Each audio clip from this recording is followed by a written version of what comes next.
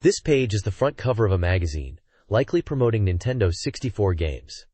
The main title is 64Dream, and it's issue number 6 from 1997. The cover story is focused on Star Fox 64, prominently featuring Fox McCloud and his Arwing ship. The cover also highlights a feature called 64DD Nyumon Kuza, which translates to 64DD Introductory Course, suggesting an article about the 64DD system. Other games mentioned on the cover include Zelda no Densetsu 64, which is The Legend of Zelda 64, the Japanese name for what would become The Legend of Zelda, Ocarina of Time. Ganbare Goemon 5, likely referring to a Goemon game, potentially Mystical Ninja, starring Goemon internationally.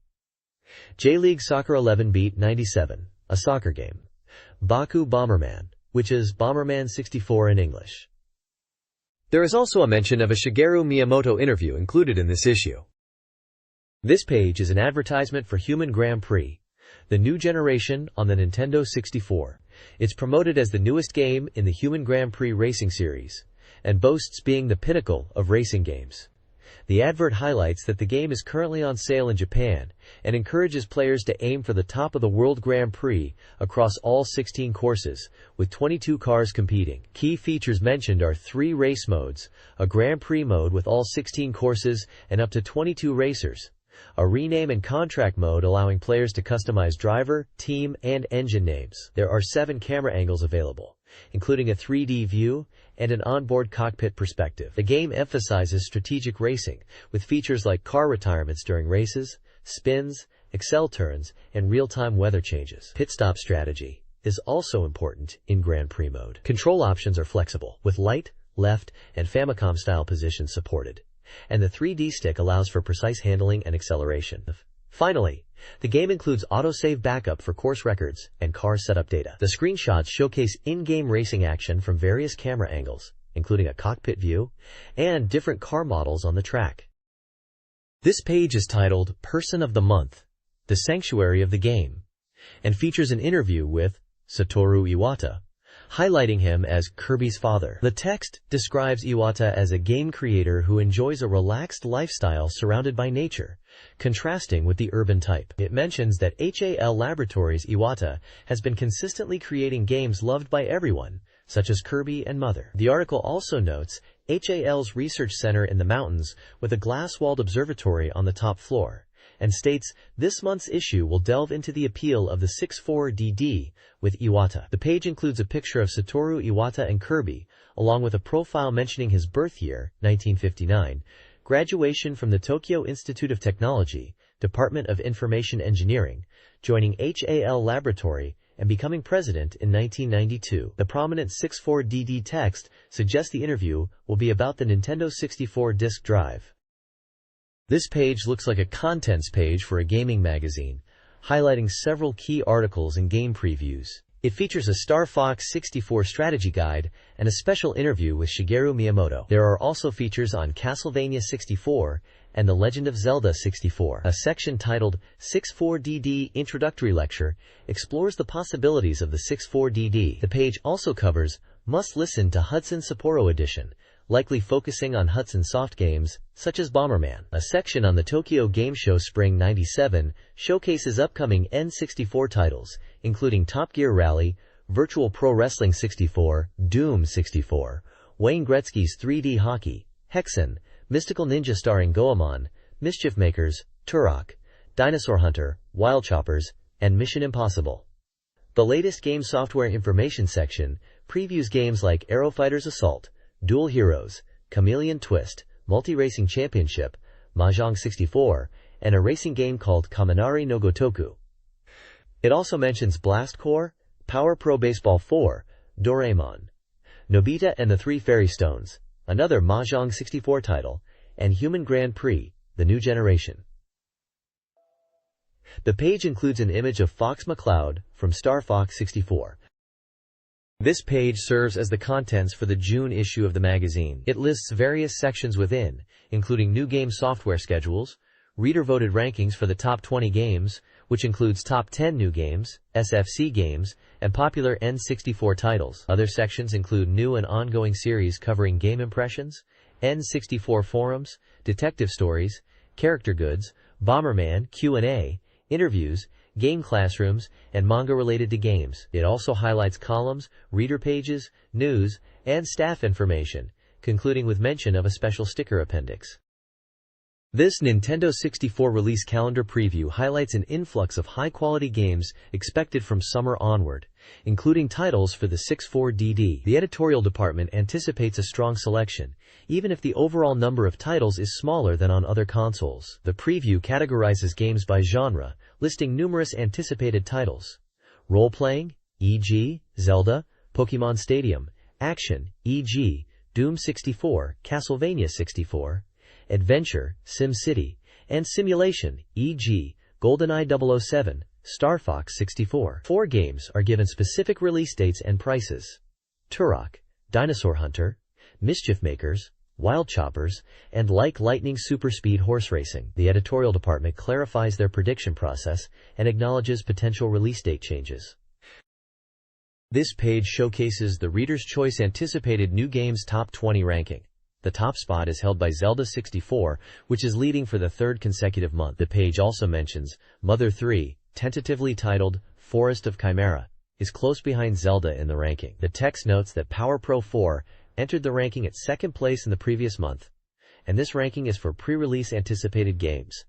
The ranking table lists games like Super Mario RPG 2, Mystical Ninja starring Goemon, Star Fox 64, Yoshi's Story, Bomberman 64, Donkey Kong Country, and Turok, Dinosaur Hunter, amongst others.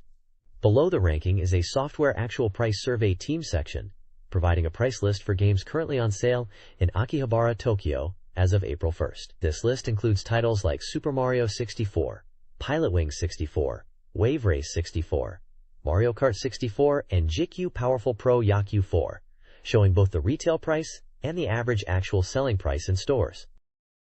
This document presents 2 game charts. The first, Reader's Choice SFC Masterpieces, Top 50 Inches for the Super Famicom, showcases popular titles like Super Mario Kart and The Legend of Zelda: A Link to the Past. The second, This is Selling N64 Soft Top 10 Inches, details the top-selling Nintendo 64 games from March 9th to April 8th. GameCube Powerful Pro Yaku 4 topped the N64 chart, followed by Blastozer, Mario Kart 64, and Doraemon 2. The chart also features Wonder Project J2 as a recommended title. Other top N64 sellers include Human Grand Prix, The New Generation, Super Mario 64, and multiple baseball titles. Additionally, a section analyzes survey data on what defines a Super Famicom masterpiece. This page is a preview of the game Dracula 3D, which is described as Konami's flagship action game in the Dracula series and the newest installment for the N64. It mentions that the game will be in 3Ds, a departure from the traditional side-scrolling style, and aims to be a new form of Dracula game. The preview was showcased at the recent Tokyo Game Show. The page highlights the game's subtitle, Reincarnation, noting it is something that never ends. It describes a scene within a castle, mentioning Dracula sleeping and avoiding daylight, with the ability to transform into a bat at night. It also refers to sub-weapon-like item attacks in Dracula 3D, with types and effects still unclear, suggesting a more strategic action element in the N64 version. The page shows screenshots of the game's 3D graphics and notes the expected visual presentation unique to the N64. The release date, price, genre, action, and player number are all listed as undecided or TBD, and the publisher is Konami. This game was later released internationally as Castlevania 64. This page previews Dracula 3D, provisional title, for the N64, a new installment in the long-running Dracula series, known for its action gameplay since the Famicom era. The article mentions this upcoming N64 title aims to retain the core essence of the series while embracing 3D graphics, offering a fresh gaming experience. The controls are expected to be intuitive, similar to 3D stick operation. The page features screenshots of in-game characters, a lizardman enemy and a skeleton enemy. The text describes the game's narrative themes around billions of white light and destiny called eternity, hinting at a story of light and darkness and eternal conflict. The article speculates about RPG elements potentially being included from the PlayStation versions, such as weapon power-ups. The author expresses hope for a high difficulty level, befitting the Dracula series. The page also mentions that the main playable character will be one of 2 or more people, and that the character design is currently under the editor's review. This page is a preview of The Legend of Zelda 64, Ocarina of Time. It highlights newly released screenshots from Kyoto and discusses the mysteries surrounding them. The article points out a key detail in the screenshots. A fairy is consistently visible above Link's head. It questions why this fairy is present everywhere and what its purpose might be, suggesting that fairies might play a different role in this Zelda game compared to previous titles where they were items. The screenshots show in-game environments and Link with this fairy, emphasizing its constant presence. The game is described as an action RPG and slated for release in the autumn or winter of 1997. This page explores the role of fairies in a Zelda game, proposing theories about their purpose. Great Predictions suggests fairies could be recovery items, interpreters for Link, or even a dynamic cameraman providing different perspectives. The page also discusses the SFC version, where fairies were primarily for heart recovery, found in springs and trees. Players could capture and store them in bottles for later use. The article then describes specific in-game scenes, a mysterious cave, and a Stalfos battle, questioning the fairy's presence and purpose in these situations, suggesting a comforting or supportive role. Additionally, there is mention of a storage capacity question, 160 mega, and a possible interview with Miyamoto. This page delves into button operation in what is likely the new Legend of Zelda game for the N64, discussing how arrows are shot using the A and B buttons. The article notes that previously shown screenshots had Link wielding a sword and shield, but new images display bomb and sword icons instead, suggesting a change in item usage. It questions why 2 buttons are now needed for shooting arrows, when the Super Famicom version only used the Y button. The Focus Here section highlights this icon change, emphasizing the A-B button item system. Sequential screenshots demonstrate Link drawing and firing an arrow. A section titled, GB version Groundbreaking Good System, compares the control scheme to the Game Boy Zelda games, noting that while the Super Famicom version always had the sword readily available, Game Boy titles allowed players to select items using A and B buttons, offering a more versatile approach where you can choose any item including the sword or powder with magic. Finally, the page ponders what items besides the sword and bow will appear in the game. It's stated that the sword and bow are confirmed to be 100% appearing. The patience. Speculations are made about other items with predicted appearance rates. Bombs at 100%, hookshot at 60%, hammer at 15%, and boomerang at 10%. This page is all about the upcoming Legend of Zelda 64. It highlights new sword fighting variations, including a thrust attack, which is a brand new addition alongside standard vertical and horizontal slashes. The game uses the A button and 3D stick for sword controls, but it is still unclear how simple or complex the controls will be. The page also mentions improvements to shield defense from previous games, stating that now you can defend against attacks from various directions, not just directly in front, making shield use more effective. The article hints at mysteries surrounding the game's format, questioning whether it will be released on a standard cartridge or the 64DD, with release speculations pointing towards autumn or next year. Details on the story and game system remain unclear, suggesting Miyamoto and his team are keeping secrets during development. Enemy highlights include the familiar Octoroks, described as launching rocks like octopus enemies from Space Invaders, and Wallmasters, which grab players and return them to the dungeon entrance. There is also a note about the shield featuring a Triforce symbol with an extra triangle, sparking curiosity. The camera system in Legend of Zelda 64 is also discussed, mentioning the viewpoint shifts from behind to in front of Link, and the use of low-angle perspectives. This page is focused on Hudson Soft and their N64 game development, specifically from their Sapporo office. The article highlights 2 main games: Bomberman Baku Bomberman, known internationally as Bomberman 64, and J-League Soccer 11 Beat 1997, which was released only in Japan. The feature seems to be based on a visit by 64Dream magazine to Hudson's Sapporo headquarters to get the latest scoop on their upcoming N64 titles, as information from Hokkaido was apparently not easily reaching the editorial team. They promised to deliver a detailed preview of these games, including new screenshots, suggesting a substantial article to follow. We also see images of Hudson's Sapporo office building and staff. The people pictured are Okuno Hitoshi, a producer, Nakata Yohei in planning, and Nishitani Eiichiro, also a producer. This page is a preview of the upcoming Bomberman game for the Nintendo 64, which is aiming for a summer 1997 release in Japan. The developers mention that the game is about 4,050% complete at the time of this magazine, and they are hoping to reach 100% soon. The article highlights the key feature of this new Bomberman title: its 3D gameplay. They explain that the 3D space allows for new mechanics like bombs having height, and Bomberman can jump and throw bombs in 3D, moving beyond just horizontal movement of previous games. The developers emphasize that this 3D aspect brings new puzzle-solving elements to the game, going beyond simply running and jumping. They discuss that initially they considered drastically changing the Bomberman formula for the N64, but ultimately decided to create a new Bomberman experience while still keeping the core gameplay enjoyable. Finally, they touch upon the development for the N64, stating that while it was initially challenging due to the freedom it offers, they now find the N64 to be more than adequate for their development needs. The screenshots show 3D polygon graphics of Bomberman in gameplay, highlighting the new perspective and height difference in the environments. This page is a question and answer section focused on gameplay tips for Bomberman 64. The first question is about the size of explosions, explaining that they can get quite large, especially with chain reactions, by throwing bombs to create bigger blasts. The screenshots illustrate chain reactions and throwing bombs effectively. The next question asks about instant deaths from bombs, confirming that bombs are one-hit kills, and describes how enemies react when hit and become stunned. A screenshot shows a character charred black after an explosion.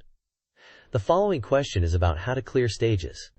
It explains that stage completion involves finding exits, much like classic Bomberman, but also introduces water hazards. The game uses water features and bombs to solve puzzles, such as using bombs to raise water levels or access new areas. A screenshot showcases a water-filled stage and a cannon. Finally, the last question is about items within blocks. It lists familiar Bomberman items like fire power-ups, bomb power-ups, remote bombs, and power diamonds. Items appear when breaking soft blocks and defeating enemies. The game mechanics have changed slightly for speed, as it is now controlled by how far you push the 3D stick, removing the traditional speed-up item. A screenshot shows a character navigating a block-filled area. This page is about the upcoming Bomberman game, where the producer Jin Okuno discusses the development. In a Q&A format, the page covers various aspects of the game. Regarding the number of worlds and stages, the producer states that the exact number is not yet finalized and cannot be answered definitively at this time. On the topic of difficulty, the game is designed to be enjoyable, even while walking around the field and using bombs. While there will be challenging stages, practice stages are included to help players learn. The puzzles might be a bit difficult for children, but they are encouraged to try their best. Battle mode is confirmed to be present, supporting up to 4 players. This new iteration of Bomberman will feature special battle-only fields that are quite different from previous games. The bomb explosions are described as spherical rather than the traditional cross shape. New gameplay elements are being tested, aiming for a battle royale-style experience. Regarding Louie and Myson, unfortunately, they will not be appearing in this Bomberman game, and Myson Bomberman will also not be in the battle mode. The developers considered including them, but are still deciding what elements could replace them in terms of game balance. While there are many opinions desiring Mykasen, the decision is still pending. This page is dedicated to J-League Soccer 11 Beat 1997, a soccer sports game by Hudson for the N64, scheduled for release in the summer of 1997. The page is in a Q&A format, providing details about the game's development and gameplay. The development is almost complete, with balance adjustments being the current focus. The team initially aimed for a spring release to coincide with the J-League opening, but needed more time due to N64 hardware research and implementing features like displaying many players and pass mechanics. Basic controls are explained. The A button shoots and passes in the intended direction, while the B button performs a search pass. Pass strength varies based on button press duration. Direction can be adjusted mid-kick. The R and Z buttons modify tackles. R triggers long sliding tackles that deflect the ball, while Z performs shorter tackles that can retain ball possession. Heading actions are also diverse, with simple button inputs for upward, downward, and back headers. Regrettably, JFL teams like Consadole Sapporo are not included. However, the game boasts a robust edit mode, allowing players to create custom teams, including club names, flags, uniforms, and mascots, closely resembling real-world counterparts. Screenshots display gameplay scenarios, such as passing to a teammate with an outside kick, emphasizing the exciting ball physics, performing long tackles with the R button to clear the ball to the sideline, and showcasing the team edit mode, where players can create their favorite teams and even customize their flag names. This page delves into the exciting gameplay aspects of J-League 11 Stadium 97. The page highlights the strategic depth offered by the C buttons, allowing players to freely customize formations and positioning to create diverse tactics, even shifting to a counter-attack focused style or having the goalkeeper join the attack. The camera system is described as completely new and intuitive, utilizing the 3D stick for easy control and dynamically adjusting camera angles during matches and close-up goal scenes to enhance the excitement. Unique features of the game are also discussed, such as the inclusion of multiplayer options where all players can control offensive players and the manual control of the goalkeeper, not just during penalties, but also throughout the match. Furthermore, it is revealed that winning the league unlocks the Japan national team, letting players add their favorite players and compete in tournaments. The developers featured are Yohei Nakada-san, the planner who enjoys creating games for multiplayer fun, and Ryoichiro Nishida-san, the producer, a seasoned veteran of soccer game development at Hudson, emphasizing their focus on creating the ultimate soccer game, with Ganbare Nippon as a keyword. This page reports on the Tokyo Game Show 97 Spring, highlighting the presence of Nintendo 64 games at the event. The article notes that despite a large turnout, and the show being considered a significant video game festival, there was a notable absence: Nintendo's own booth. The image shows attendees at the Konami booth. Despite Nintendo's absence, new N64 software was showcased, with the article specifically mentioning Akumaju Dracula 3D, known internationally as Castlevania 64, and Top Gear Rally, as games making their debut at the show. The author expresses a feeling that despite the new software, the absence of Nintendo itself diminished the overall N64 presence and excitement at the event, hoping for more of a big wave for the N64. This page details the Tokyo Game Show 97 Spring event, specifically Part 1. It presents data about visitor numbers across 3 days, from April 4th to April 6th, noting the weather conditions for each day. The total attendance for the 97 Spring Show was 121,172 people, compared to 109,649 in the 96 Autumn Show. The page then lists a selection of Nintendo 64 software exhibited at the show. Highlighted titles include Toki no Senshi T-Lock, likely a Japanese title, but searching online, it seems to correspond to Ogre Battle 64. Person of Lordly Caliber, developed by Quest and published by Acclaim Japan. Arrow Gauge by ASC2. Virtual Pro Wrestling 64. J-League Dynamite Soccer by Imagineer, and Mahjong Haruki Classic, also by Imagineer.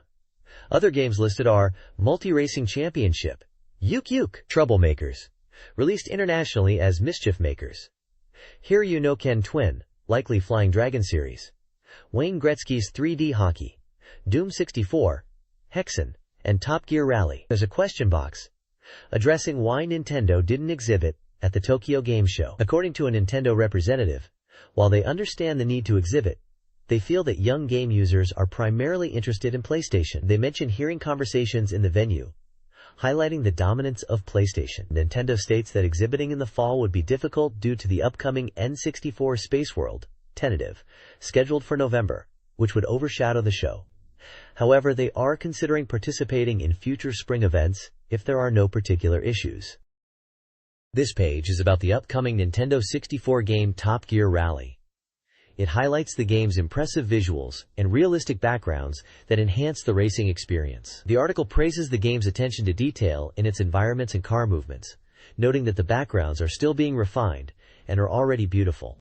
A key feature emphasized is the astonishing weather effects, showcasing dusk, night, rain, and snow conditions, with screenshots and descriptive text. The game accurately depicts weather phenomena like sandstorms, rain puddles, and snow textures, adding to the realism and atmosphere of the races. While the playability is still unknown as it's in development, the article expresses excitement about this promising racing title. The game is being developed by Kemco and is planned for release in the summer of 1997, supporting 12 players.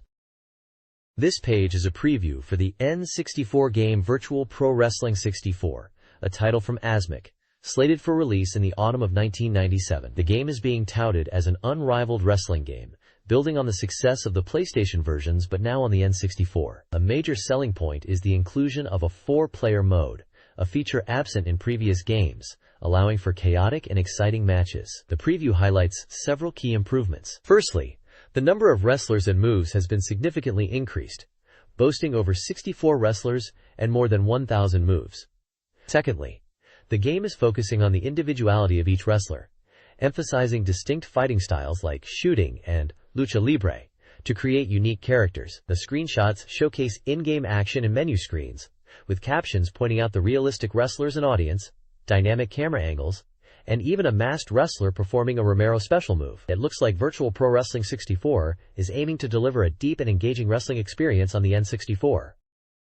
This page introduces Mahjong Hiroki Classic for the N64, a mahjong game based on the popular Mahjong Hiroki drama series and showcased at the Tokyo Game Show. Set for release on August 1, 1997, by Imagineer, the game offers 3 modes: Story Mode, Free Battle Mode, and Ikasama Mode, all promising a unique and engaging mahjong experience. Story Mode lets you play through scenarios based on the drama, while Free Battle and Ikasama Mode feature 12 characters from the series, including notable figures like Doseiken and the Mama of the Ox Club. Screenshots show a 3D mahjong game in play, and scenes with characters from the drama, emphasizing the game's immersive story and character-driven gameplay, with the Ikasama mode hinting at special mahjong techniques or cheating mechanics tied into the story mode experience. This page showcases 3 upcoming N64 titles. First up is Doom 64, a hugely popular global hit finally arriving on the N64. The article highlights its various weapons, dungeons, fast-paced action, and puzzles, emphasizing the enhanced 3D action. It mentions the game is nearing completion and a release is anticipated soon. Next is Wayne Gretzky's 3D Hockey, featuring NHL superstar Wayne Gretzky. This ice hockey game offers 2-on-2 or 4-on-4 gameplay with viewpoint changes, taking full advantage of the N64's capabilities for a realistic and speedy experience. Players can choose teams and compete in league battles, tapping into the expected ice hockey craze. It also notes the popularity of hockey in America. Lastly, there's HEXEN, described as a medieval fantasy 3D action game. This version is further evolved for the Japanese market, supporting up to 4 players simultaneously in both cooperative and versus modes. Release is planned for the summer, and the article briefly mentions the 3 knights in the medieval world setting. The page also includes a section about an ice hockey tournament held at the Game Bank booth, featuring the game Wayne Gretzky's 3D Hockey. It mentions Akeishausa also participated and enjoyed the event. This page highlights Ganbare Goemon, Neo Momoyama Bakufu no Odori, known internationally as Mystical Ninja starring Goemon. It's presented as a sample ROM preview from Konami, shown at a Tokyo Game Show, designed to demonstrate the game's initial feel. The text suggests players will be able to fully enjoy it. The page details gameplay actions with screenshots. Walk showcases the 3D stick controls offering subtle movement variations. Run emphasizes faster movement with the stick fully tilted. Crawl is activated with the Z trigger for stealth and includes a heko heko sound effect. And Attack details using the B button with different weapons depending on the character. The screenshots illustrate Goemon and Ebisumaru performing these actions. Game data reveals it is an action game from Konami, slated for a summer 1997 release, with a 96 megabytes capacity, supporting 1 player and controller pack. The next page showcases Ganbare Goemon, Mystical Ninja 2 starring Goemon and Ebisumaru, a game known outside of Japan as Mystical Ninja starring Goemon 2. This page is all about the intense, giant robot battles called Goemon Impact versus Battle Country Kashiwagi Robot. It highlights the visually impressive scenes and the combat, detailing the attacks of both robots, Impact and Kashiwagi. The article describes the gameplay as a white-hot battle, emphasizing punch and kick techniques, and mentions various attack combinations are possible, with punch and kick combos being described as the best. There are also special moves, like the 100 crack punch hinted at. The text suggests that even this robot battle mode alone could be considered a full game due to its depth and replayability. Mystical Ninja, starring Goemon, features vibrant 3D towns bustling with life. Players begin as Goemon, soon joined by Ebisumaru in a humorous introduction. The towns are filled with shops, including tea houses and restaurants with unique specialties, and populated by interactive characters, including named NPCs and even talking dogs, who offer information and quests. Navigation in the intricate environment is aided by a minimap. vital for finding the castle town and avoiding enemies that appear in town. Players can quickly switch between characters. The item window and a detailed map of Japan, accessible via the start button and Z trigger, further enhance gameplay. The map displays facial markers across different regions.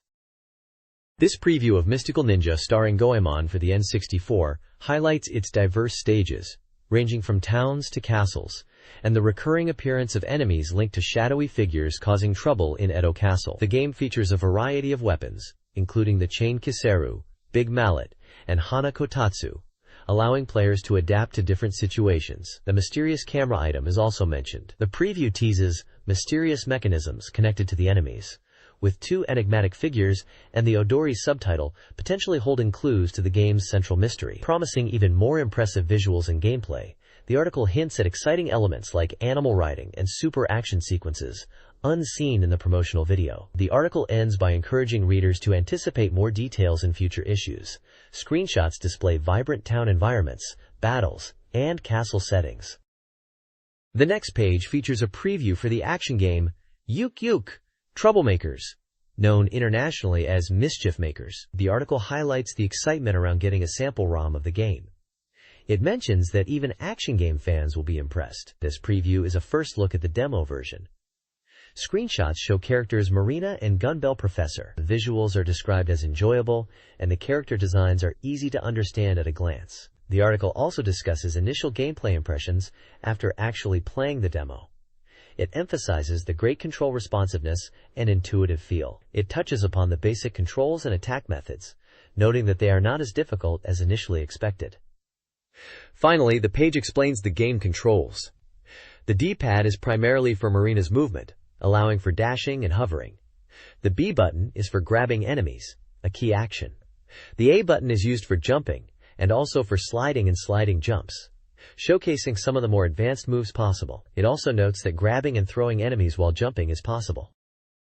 This page focuses on the N64 game Mischief Makers, promoting its fast-paced gameplay and time attack mode. The article highlights that simply completing stages isn't enough, and the real challenge lies in achieving the fastest clear times. The game records clear times and ranks players from A to D based on their performance. It showcases example gameplay from the first stage, Marina and Nendoro, giving tips on quick progression, like listening to minimal dialogue, solving puzzles efficiently, and using bomb throws for speed. The page also mentions that collecting crystals is another important element beyond just clear time, and these crystals appear under certain conditions within the game screens, making them valuable items. The article presents sample clear times for various stages and ranks, emphasizing the pursuit of faster times and higher rankings. This page introduces the game on planet Nendro, starting with the adventure of Marina, and mentions that Professor Ganbel has been kidnapped. Marina arrives at Mochi Mochi Village and meets Nenji. The first act, Marina and Nendro, introduces Nenji, the village elder of planet Nendro, and the village Mochi Mochi Village, where everyone looks alike. It mentions that the Nendro villagers are indistinguishable from each other, and that there are twin Nendro siblings, where the sister is shy. Act 2, Fake Marina appears, reveals that a Nendro is impersonating Marina and causing trouble, making the other Nendro in the area angry at the real Marina. The final act discussed is Nentama Land, described as a thrilling area with Nentama. It mentions using Nentama in the sky and warp gates to appear. Nentama Land is described as an area like a jet coaster, with fast speeds that might be difficult initially, where you grab onto things and move around. The game seems to feature action elements where you practice actions to move through the air, with jet coaster-like attractions being introduced later.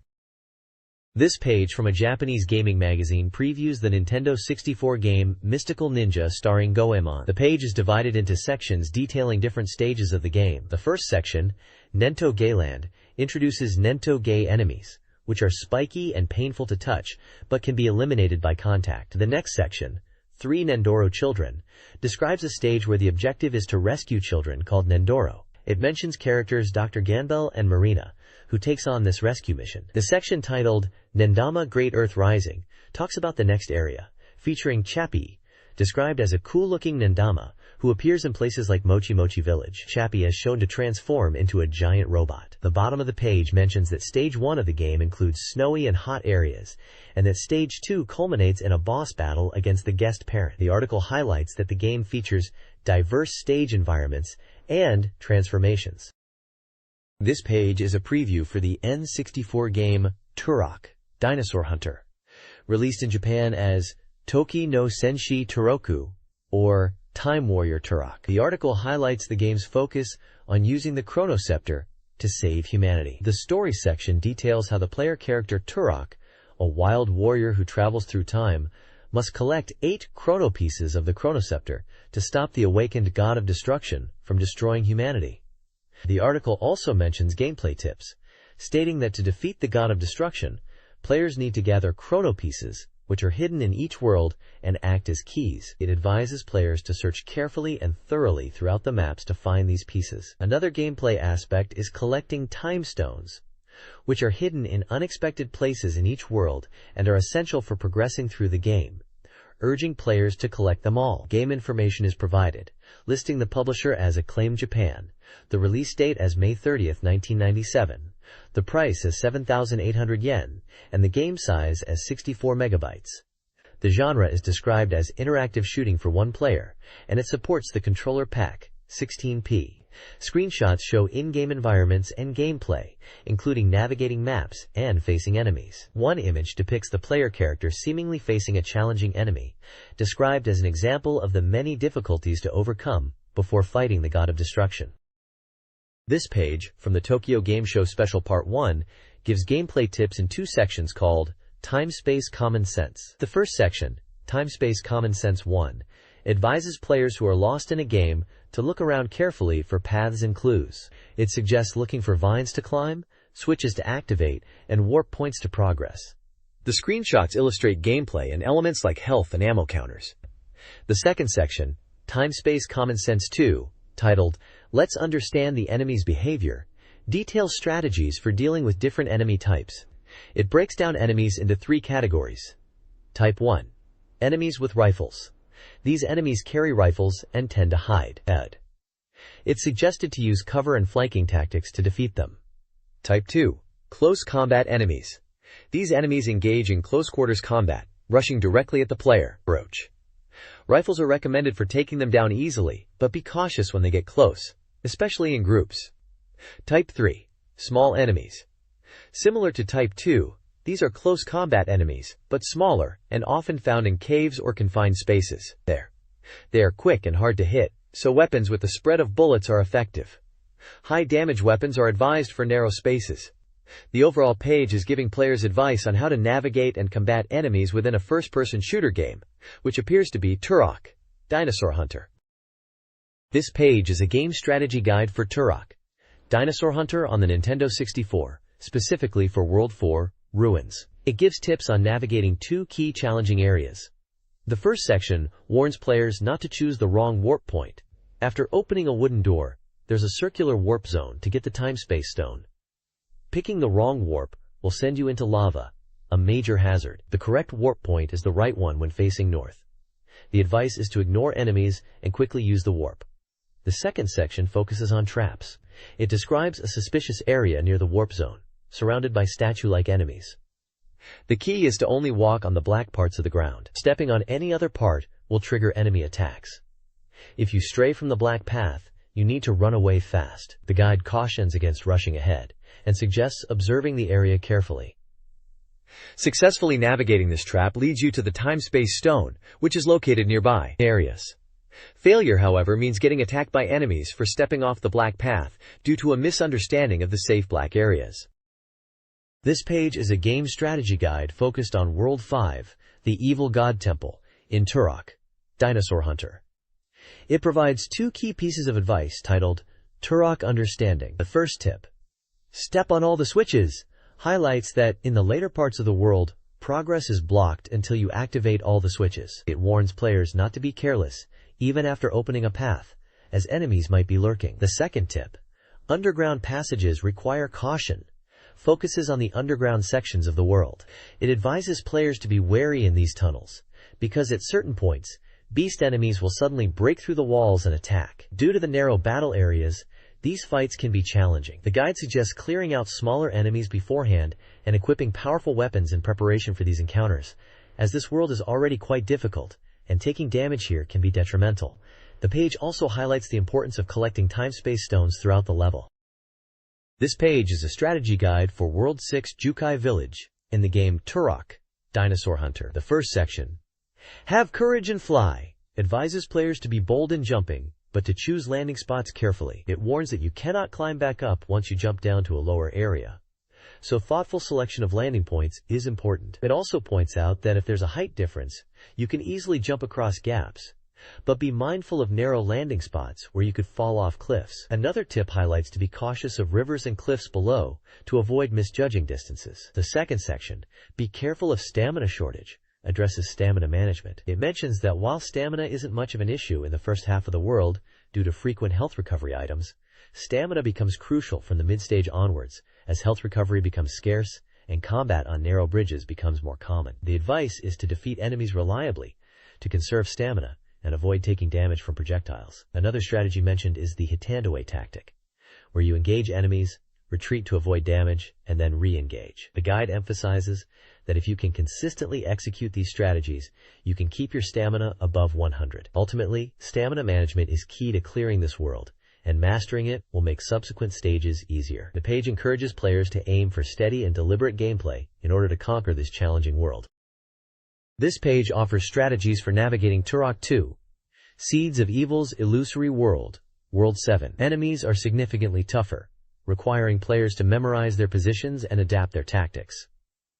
Bullets are ineffective, necessitating use of other weapons. The guide stresses efficient ammo management and evasive maneuvers due to enemies' high attack power and durability. It warns of ambushes from numerous side paths and suggests finding safe spots to assess threats before counterattacking. A specific strategy is provided for the Biozalis enemy, advising powerful weapons, diagonal retreats, and avoiding ledges to defeat it. Players must collect 5 time-space stones to access World 8, the final world, recommending thorough exploration for hidden stones and chronopias. The guide emphasizes the extreme difficulty of the final boss without the chronoscepter. This page is an advertisement for the shooting game Wild Choppers, advertised as, Coming Soon Be Wild Man. The game is about a special helicopter unit called Wild Choppers, fighting against the terrorist organization Crimson Fang, who threaten world peace. The game is slated for release on May 30, 1997, and will cost 8,800 yen. It requires 64 MB of memory, is for one player, and supports the controller pack. This page is a game guide focusing on gameplay tips for a helicopter combat game. It emphasizes important aspects to understand before starting missions, such as selecting your aircraft, which comes in 8 types, each with unique performance characteristics. The guide highlights the area map as a crucial information source, detailing enemy types and numbers to aid mission success. Weapon selection is also key for survival, with 7 weapon types, including homing missiles for ground, air, and air-to-ground combat. The page showcases in-game menus like Game Select, with options for mission, new game, data load, free battle, training, stage load, and options. The option menu includes settings for control, difficulty level, normal/expert, data deletion, and exit. Unit data Firecat displays helicopter stats, and the area map data screen shows a tactical map with enemy positions. And finally, the Select Weapons screen presents various weapons, including AGM missiles for ground targets, cluster bombs, homing cluster bombs, AAM missiles for air targets, rocket bombs, dummy bombs to evade enemy homing missiles, AGAM missiles, and a mysterious special weapon. Choosing the right weapons and understanding the area map are vital for mission success. Air Force Delta/Deadly Skies features a minimalist HUD displaying crucial battlefield information. Key elements include a prisoner count, shield level, an overall map with player position, targets and heliports, score, a radar showing enemy and allied distances, a special weapon selection window, a fuel meter, and a target indicator. Players gain rewards for destroying enemies and completing missions, which are used to purchase improved weaponry. On the battlefield, destroying enemy facilities yields items. However, black containers should be avoided, as they are traps. Item pickups include green fuel, red gun power-ups, and white repair items. Mission results are calculated based on enemy destruction rate, prisoner rescue count, shield and weapon remaining, and provide a breakdown of the final score. Blast Dozer on the N64 features 6 missions. Mission 1, Leader Destruction, focuses on eliminating enemy leaders, requiring mastery of helicopter controls. Prisoner Rescue, Mission 2, involves freeing prisoners in a familiar area, with early power-up access. Mission 3, President Rescue, tasks players with protecting the president's aircraft from aerial attacks. Mission 4, Recapture the Frontline Base, sees players reclaiming a base from android soldiers after securing the president. Destroy the Underground Base, Mission 5, challenges players to destroy a chemical weapons factory within a difficult cave. Finally, Mission 6, Destroy the Enemy Transport Unit, is about intercepting and destroying a transport carrying powerful Crimson Fang bombers. The game urges players to prepare for the ultimate battle, focusing on the destruction of the Crimson Fang. This page is about the N64 game Mission Impossible, in development by Packinsoft, and slated for a summer 1997 release. It's an action-adventure game for one player, with controller pack support. The article shares new information about the game, focusing on the embassy location, which is still set in Prague. The developers have been working on the finer details since the last preview. The article humorously notes that some people want the game out quickly, while others are happy to wait for quality. This preview highlights new discoveries found within the Prague embassy setting. The article introduces the characters featured in this version, including a mysterious woman who is difficult to read, and heavily armed guards throughout the embassy. Party scenes will feature bartenders and hall staff. The screenshots showcase in-game action, particularly moments after shooting enemies. The aiming reticule changes color from green to red when targeting enemies, and firing the Z-trigger causes shots to be fired, resulting in enemies realistically collapsing to the ground upon death. The captions highlight the tension between allies and enemies, and that characters within the game environment will react to player actions.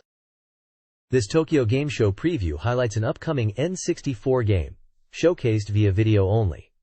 The preview discusses intriguing gameplay elements. Vending machines, oddly placed within a mansion, may contain unique items and hidden secrets. The mansion's party venue, with improved graphics and detailed environments, is expected to influence game progression. The inclusion of toilets suggests they might hold hidden secrets, a common trope in spy fiction. The game is being developed in America and is currently 50% complete, with a projected summer release. The gameplay appears to emphasize information gathering and careful actions, fitting the spy genre's demanding nature.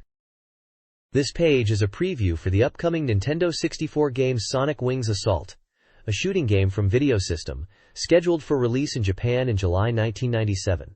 Priced at 9,800 yen, supporting 1 to 2 players. This game is highlighted as the second title to support the Rumble Pack for force feedback. The text describes the author's past experiences with the original Sonic Wings arcade game and their excitement for this new 3D iteration on the N64. Mentioning it is in the same vein as Star Fox 64. The page features gameplay screenshots and introduces a character named Mao Mao.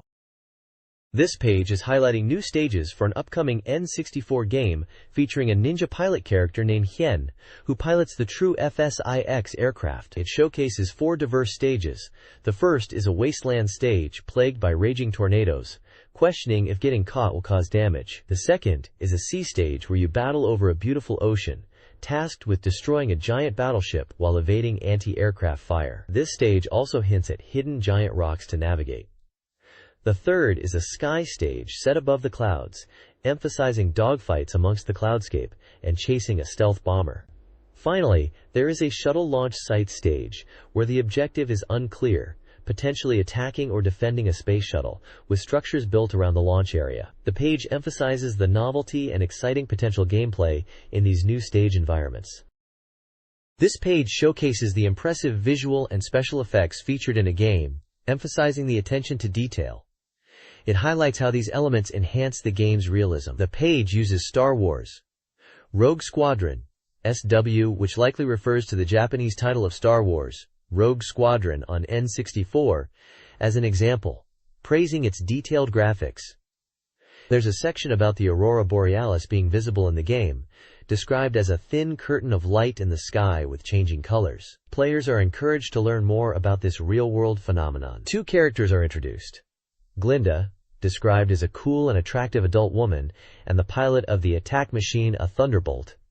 and Volk, a Russian soldier with a mechanical eye, piloting the battle machine Su-35 Superflanker. The page details various visual effects. Damage from missile hits shown with orange lines. Water splashes created when flying close to the water surface due to sonic booms or machine gun impacts. And smoke trails appearing during enemy sharp turns, which help players track their movements. It also mentions sub-weapons, stating that main weapons are machine guns, and sub-weapons are missiles, and questions the effectiveness of laser sub-weapons in the game. This page reveals the 2P color schemes for aircraft in what appears to be a combat flight simulator game, likely on the N64. We see the 1P and 2P color variations for 4 planes: the Su-35, the real TFSX, likely a fictionalized version of the Mitsubishi FSX, the A-10, and the F-14. The 2P colors are described as more striking and less conventional camouflage than the 1P versions. The page also introduces 5 main characters for a game titled SW Assault. It emphasizes that professional voice actors are used to bring the characters to life. We are introduced to Hawk, the main pilot who is described as a lone wolf, voiced by Akira Hamaoka. Volk, a veteran pilot voiced by Yosuke Akimoto, known for his work in G Gundam. Shinen, a mysterious ninja pilot voiced by Yoshiro Yasutomi. Grinda, voiced by Yuko Kurimoto. And finally, Iren, the cool beauty operator, voiced by Rei Sakuma, famous for her role as Amy in Little Women, Ai no Wakakusa Monogatari. It seems SW Assault was intended to be an immersive experience with a focus on character voices. It's possible this game did not receive an official English title or release outside of Japan, as SW Assault is likely a direct translation. The next page highlights the game Dual Heroes, a 3D fighting title planned for release within 1997 and published by Hudson. The page emphasizes the game's unique approach, comparing it to an RPG with its distinctive world and diverse characters. It introduces a virtual gamer dome system, suggesting that the computer AI opponents will feel like fighting real people, each with unique fighting styles. The page showcases various in-game characters, including a female character who uses plant-based attacks, and a male character with a cool look. There are screenshots of the gameplay, showing 3D combat in action. The page also introduces Akira Amemiya, the character designer, noting his previous work on titles like Kamen Rider Black RX and Hagain, The Final Conflict, to emphasize his experience and talent in character design.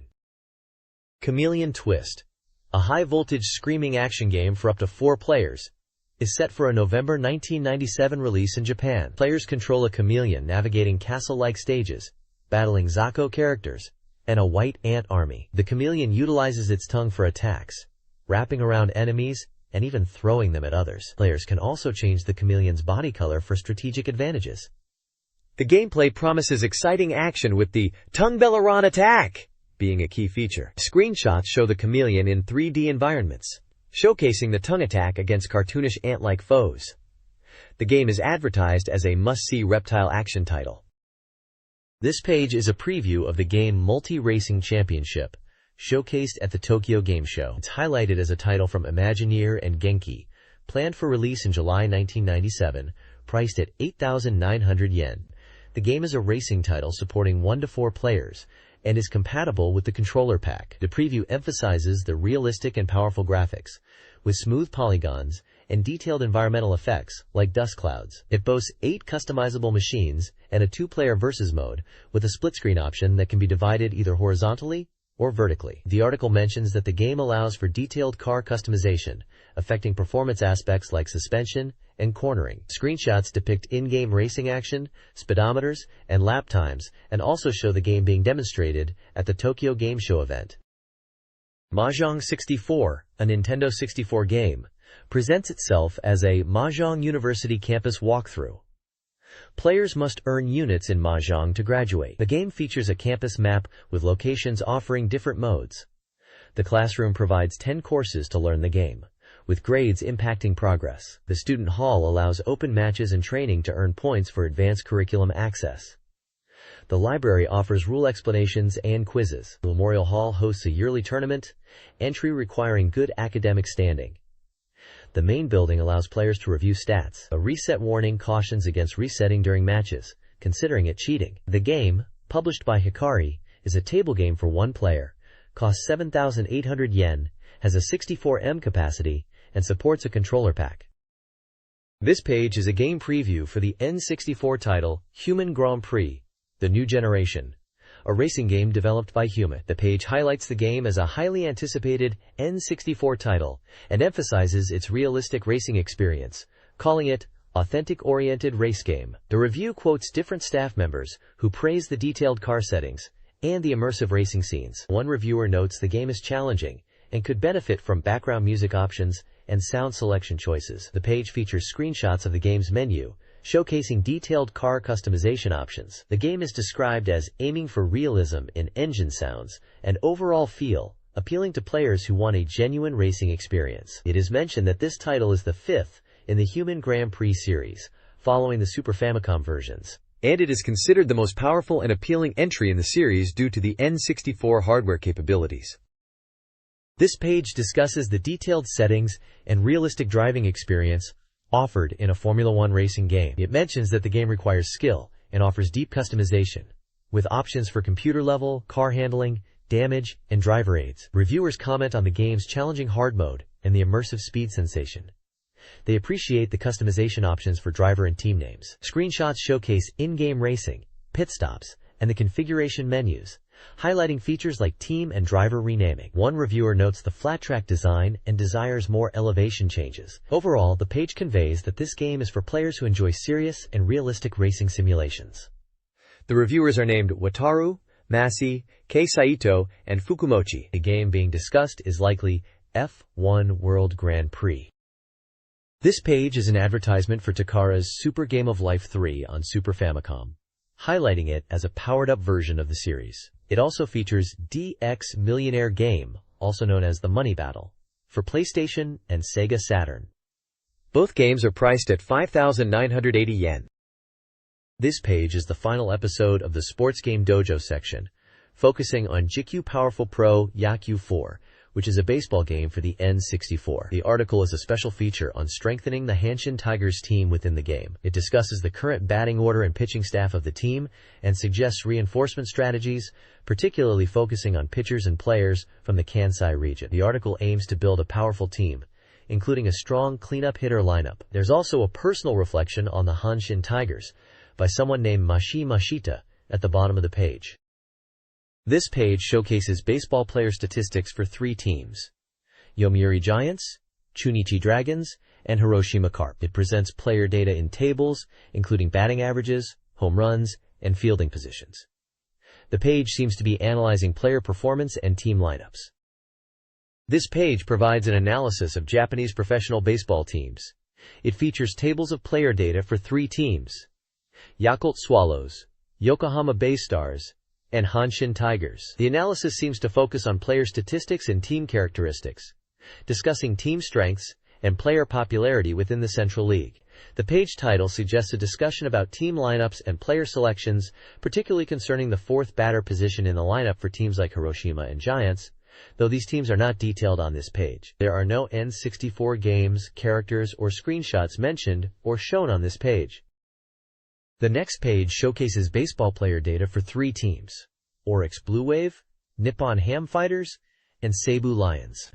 It appears to be a detailed breakdown of player statistics, including hitting and pitching abilities, defensive skills, and various performance metrics. Each team section lists players and their attributes in a tabular format. This page features baseball team data, likely for a baseball simulation game. It showcases three professional Japanese baseball teams: the Kintetsu Buffaloes, Chiba Lotte Marines, and Fukuoka Daiei Hawks. Each team's section includes player names, their batting and throwing arm sides, skin color, fielding positions, and various baseball stats, such as batting average, home runs, and RBIs. The commentary above the Kintetsu Buffaloes mentions players Suguro and Arai, highlighting their potential. For the Chiba Lotte Marines, it notes the difficulty of their batting order due to the lack of foreign players and a strong number 4 hitter, suggesting they need reinforcements. The Fukuoka Daiei Hawks section comments on the existing players being good, specifically mentioning Iguchi and Jojima, and suggests that pitching is the remaining area to focus on. This section presents reader impressions of N64 games, featuring reviews of Super Mario 64. The first review, by Sato Tamari, highlights the game's immersive 3D world, surprising the RPG fan. The reviewer praises the ability to explore and inhabit the game world, comparing the experience to the feeling of becoming the main character in an RPG. The second review, by Kumagai Genki, discusses Mario's career evolution. Initially skeptical of Mario's success in 3D, the reviewer was impressed by Super Mario 64. They admired Mario's fluid movements, the depth of his characterization, and the successful transition to a 3D platform. The reviewer concludes that Mario has solidified his superstar status. This page features reviews for 3 N64 games. The first review is for Mario Kart 64, written by a housewife who enjoys playing it with her family and husband, highlighting its stress-relieving nature and the fun of time attack mode. She loves playing with up to 8 people, and her favorite character is Peach. The second review is for Wave Race 64, praising its overlooked depth beyond just time attack and score attack, emphasizing the engaging computer characters and course design, suggesting it deserved more recognition. Lastly, a review for Blastozer emphasizes its cool, destroy action gameplay, noting the real English communication and impressive backgrounds. The reviewer believes it's a masterpiece and is impressed by the game's commercials. They also mention enjoying time attack mode and the game's characters, like the Snowman and J-Bomber. There is also a section calling for gameplay reviews for N64 software submissions for the magazine, offering a gift certificate for published articles. The N64 Forum, a new section replacing Is N64 OK?, is an open forum for readers to discuss the N64. Reader submissions explore the console's strengths and weaknesses. One reader, Yamada Makoto, argues the N64's struggles stem from a lack of software, not commercials, and that Nintendo faces tough competition. Another, Komukai Maki, worries about negative press, advocating for highlighting the console's positives and inspiring developers. Furumachi Takeshi expresses appreciation for the magazine's coverage. The forum encourages further reader participation, soliciting messages about the N64, including opinions on commercials, likes, dislikes, and game ideas, with a character limit of 600 and submissions accepted via mail or fax. This page features Star Fox 64, highlighting it as the Stardust Capture Guide. It showcases artwork with Fox McCloud and the Star Fox team, including Falco, Peppy, and Slippy, along with enemy ships and an intense space battle scene. The page provides game details, such as the release date of April 27, 1997, a price of 8,700 yen, which included the Rumble Pack, a memory capacity of 96 MB with backup functionality, and the genre listed as shooting. It also mentions the game supports 1 to 4 players and is not compatible with the controller pack. The bottom text reads, Star Fox 64 Great Space Battle Course Guide. This page is focused on Star Fox 64 and introduces the new vehicles featured in the game. It highlights the R-Wing, Landmaster, and the brand new Blue Marine submarine, emphasizing how players will be able to conquer land, sea, and air. The R-Wing is described as the primary fighter, while the Landmaster is for ground combat, and the Blue Marine is for underwater missions. The page also includes a section explaining the basic controls for piloting these different vehicles. This page is all about Star Fox 64 and features the complete universe map of the game. The map showcases various locations within the Lilat system, including planets and sectors, giving players an overview of the game's setting. Below the map, there's a character relationship diagram introducing the main players in Star Fox 64. This diagram details the Star Fox team itself, including Fox McCloud, Peppy Hare, Slippy Toad, and Falco Lombardi. It also introduces the Cornerian Army, led by General Pepper and pilot Bill Gray, the rival Starwolf team consisting of Wolf O'Donnell, Leon Pawalski, Andrew Oikani, and Pigma Dengar, and the Venom Army, under Dr. Andros. Finally, it also mentions the old Star Fox team, which included Fox's father, Peppy, and Pigma, and how Pigma's betrayal led to the team's disbandment and Fox's father's disappearance. The page provides a good overview of the characters and factions that are central to the Star Fox 64 storyline. This page is a guide to mastering the controls in Star Fox 64. It explains the 2 primary game modes. First, the 3D scroll mode, a standard shooting stage where you advance into the screen's depth. Second, the all-range mode, which allows freedom of movement and U-turns within a stage, aided by a radar display. The guide then highlights crucial battle maneuvers: the charge shot, executed by holding the A button for a stronger attack, and homing missiles when locked on, and rolling, a vital technique for dodging enemy lasers, useful both defensively and offensively. The screenshots provide visual examples of these modes and techniques within the game. This page details item pickups in Star Fox 64. It showcases 7 different items. Laser energy, which powers up the laser in 3 stages. Reserve bomb, which adds 1 to your smart bomb count. Wing repair, which fixes damaged wings. Supply ring that slightly recovers the shield gauge. Middle supply, which recovers more shield damage than the supply ring. Shield ring, which increases the shield gauge when you collect 3 in one stage. And container, which is a great Fox support item containing other items when shot. The page also explains that laser power-ups are carried over to the next stage, but the shield gauge obtained from shield rings is reset at the start of each stage, though damaged wings are repaired. Additionally, it mentions the total hit count, which increases as you defeat enemies, and reaching 100 or more earns you a medal. Each stage has specific conditions to earn medals, which are hinted to be secrets to discover. The next page is a stage guide for Corneria from Star Fox 64. It announces the sortie start of the new Star Fox, and mentions the nostalgic boss. The guide highlights teamwork as important in the game because of the voice messages from characters. It points out stage branching and advises players to look for items hidden between buildings in Corneria City. The guide focuses on the boss Granga, describing it as the first boss and recommending players utilize all-range mode and smart bombs. It advises aiming for the center while dodging its attacks and suggests attacking from behind as the best strategy. The guide mentions to pay attention to the boss's lines when it collapses.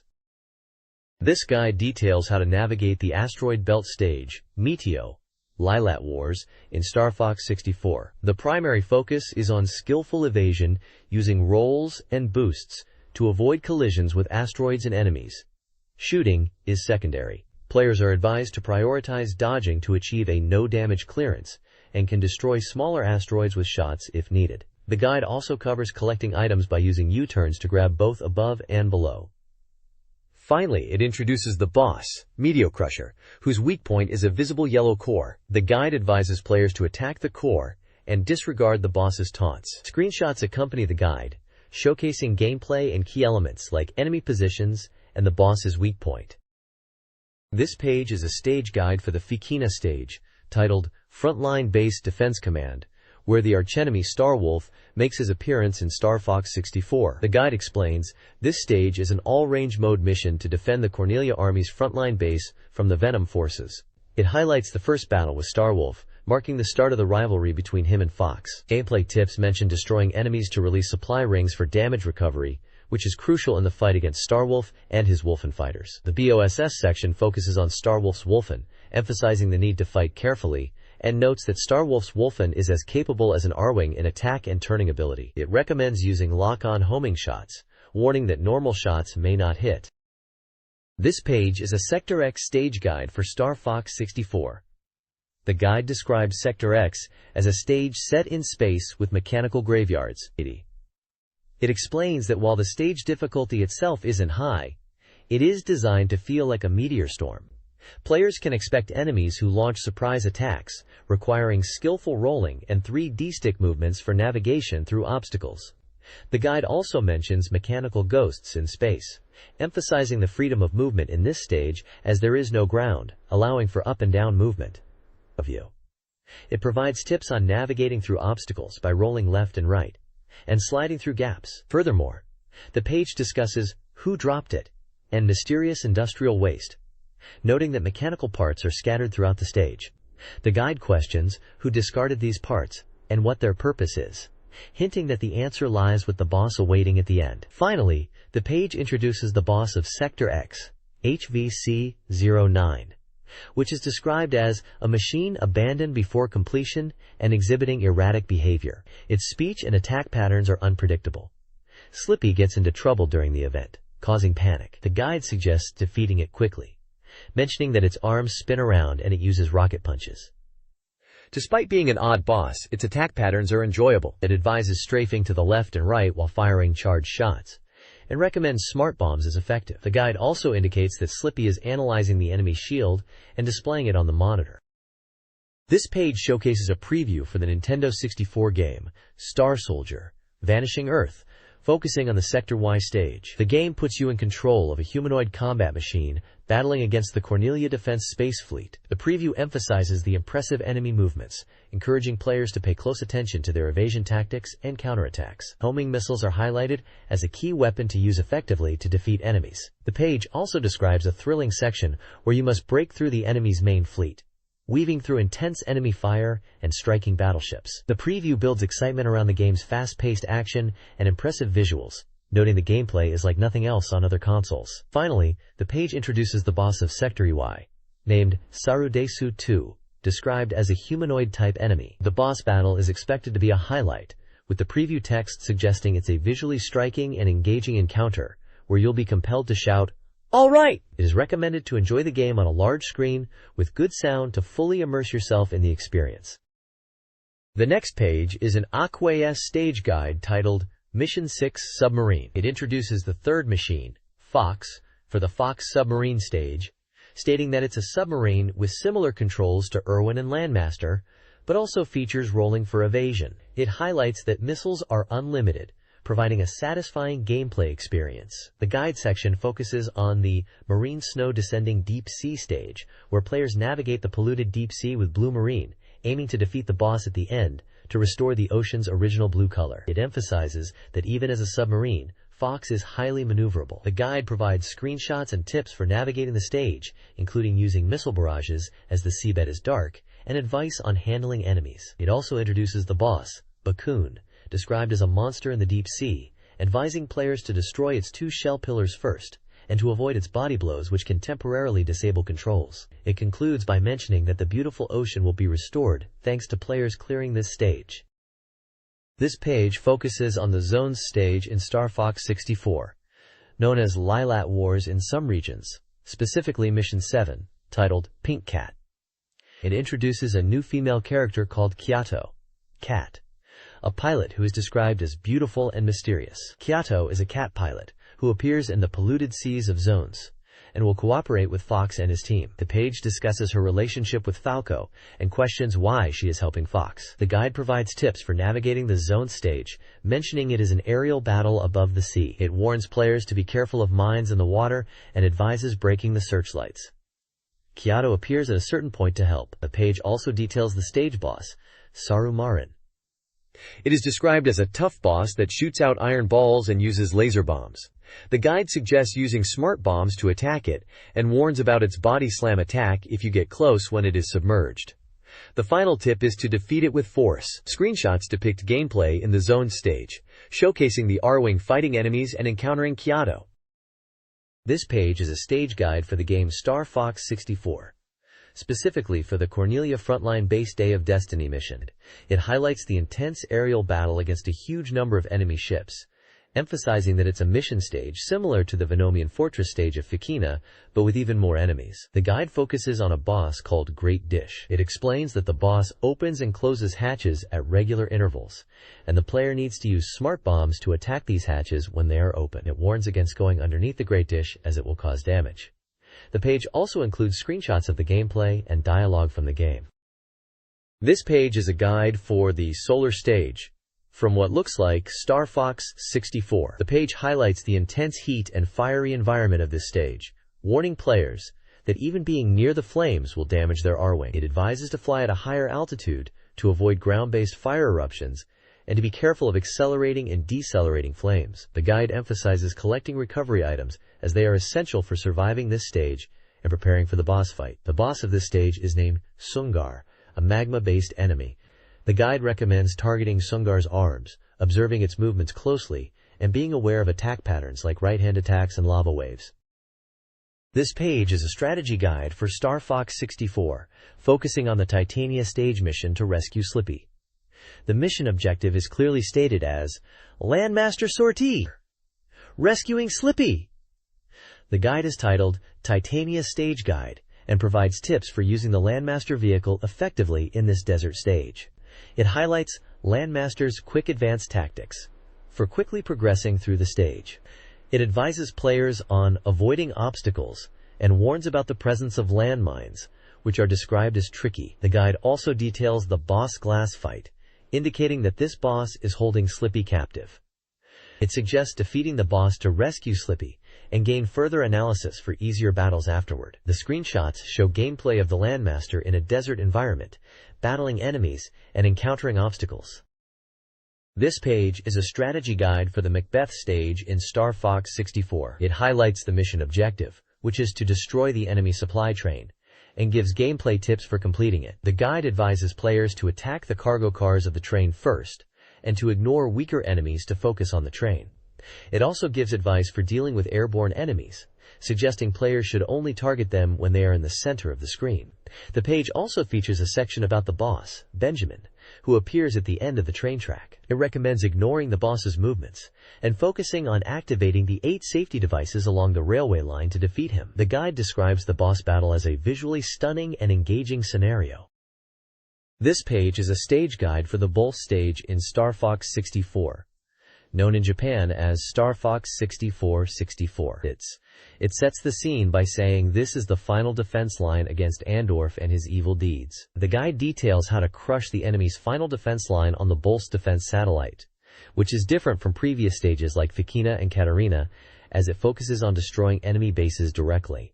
It highlights the importance of destroying the pillars surrounding the bases, to remove barriers, and advises using homing attacks effectively. The page also mentions paying attention to your wingmen's shields for support, and describes the boss fight against the Bulls core. To beat the Bulls core, you need to destroy its barrier first, and then target the slowly rotating core, avoiding damage by keeping a distance and destroying obstacles around the base to restore your shield if damaged.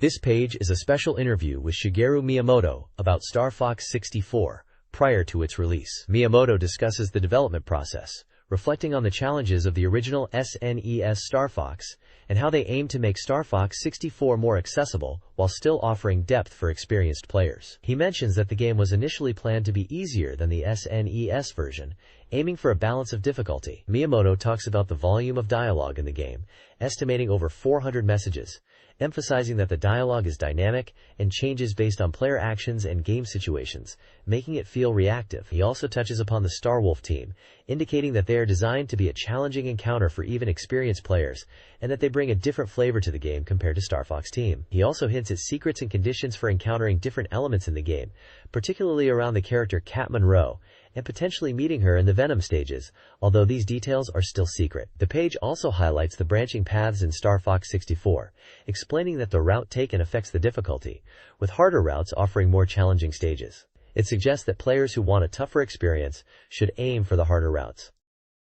This page is a special interview with Miyamoto Shigeru, discussing the development of Star Fox 64, also known as Lylat Wars internationally. Miyamoto mentions he is currently involved in the development of more than 15 games.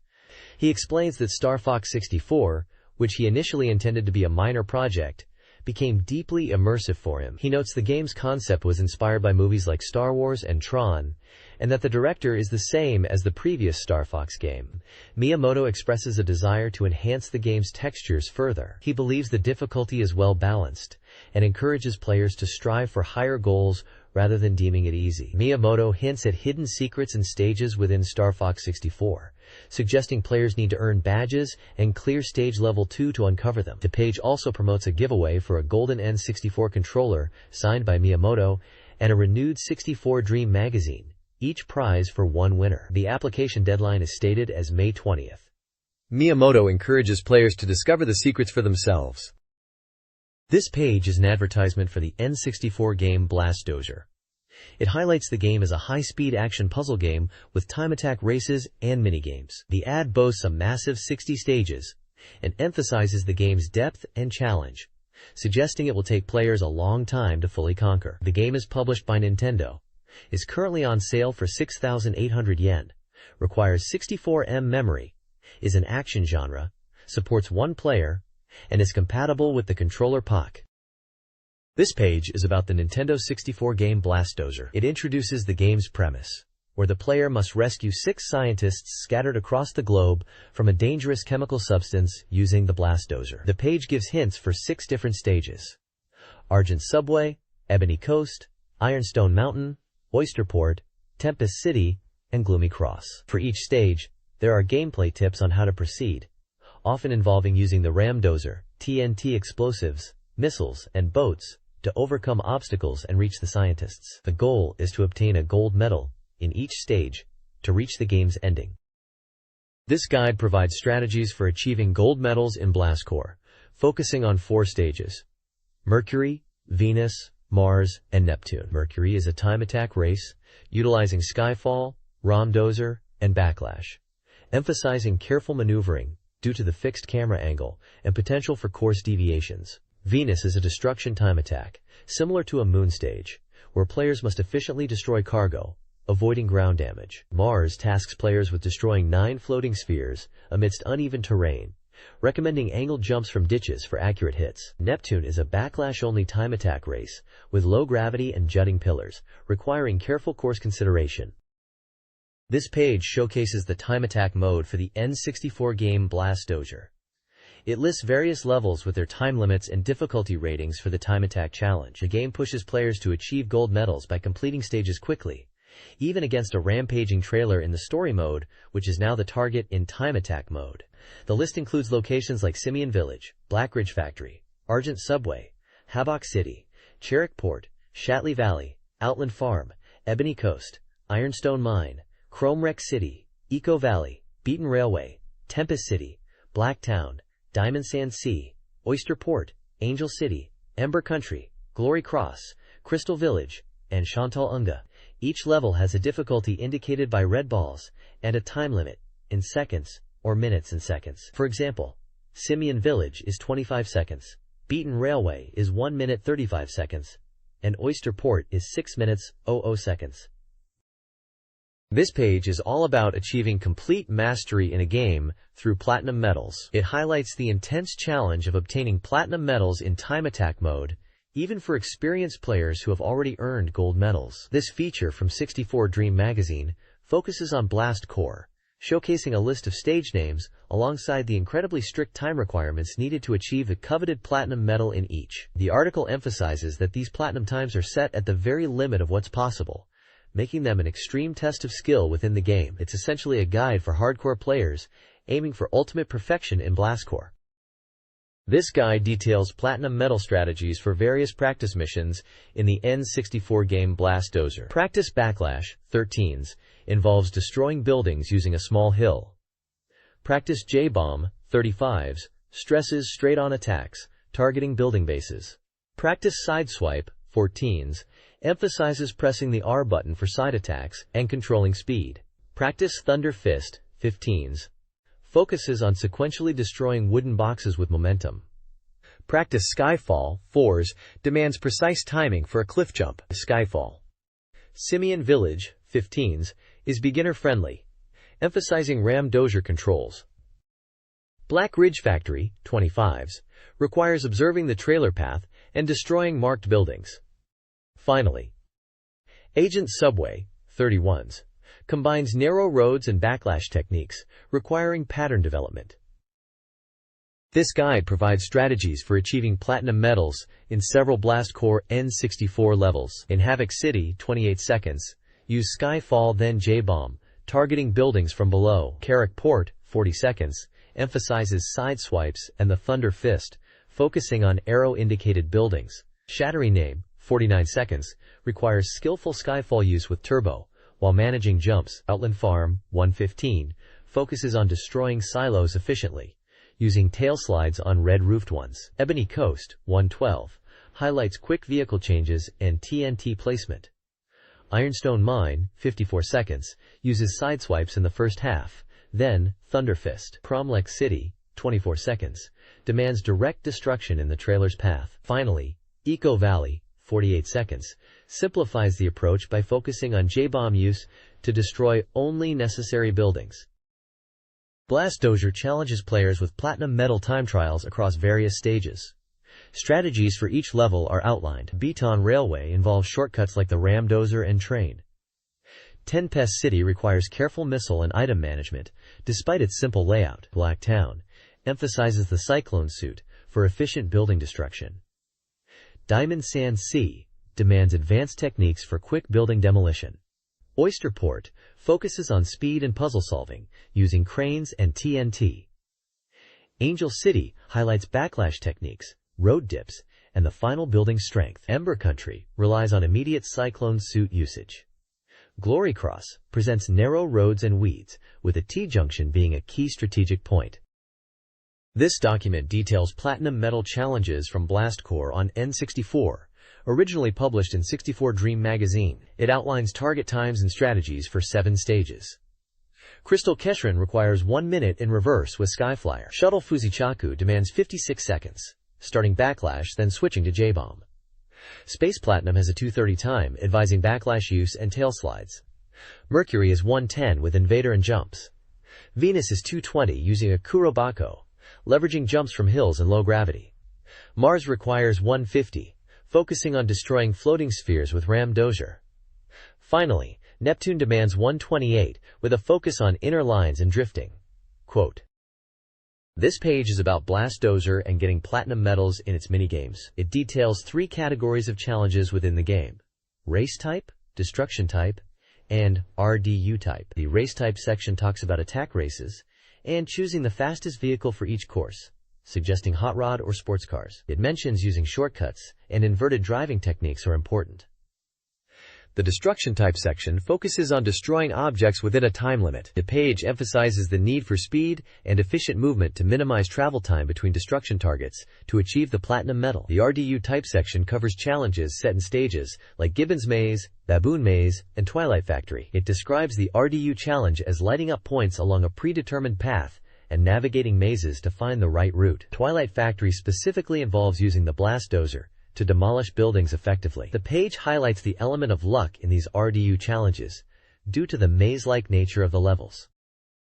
This page showcases the Nintendo 64 game Doraemon, Nobita, and the 3 Fairy Spirit Stones. It's highlighted as a newly released title, and the magazine promises to reveal previously undisclosed secrets about the game this month, encouraging both new and existing players to explore it thoroughly. The page details game information like the publisher Epoch Company, Limited, its price at 7,980 yen, and a 64 MB storage capacity. It's categorized as an action game supporting 1 to 4 players, but doesn't support the controller pack.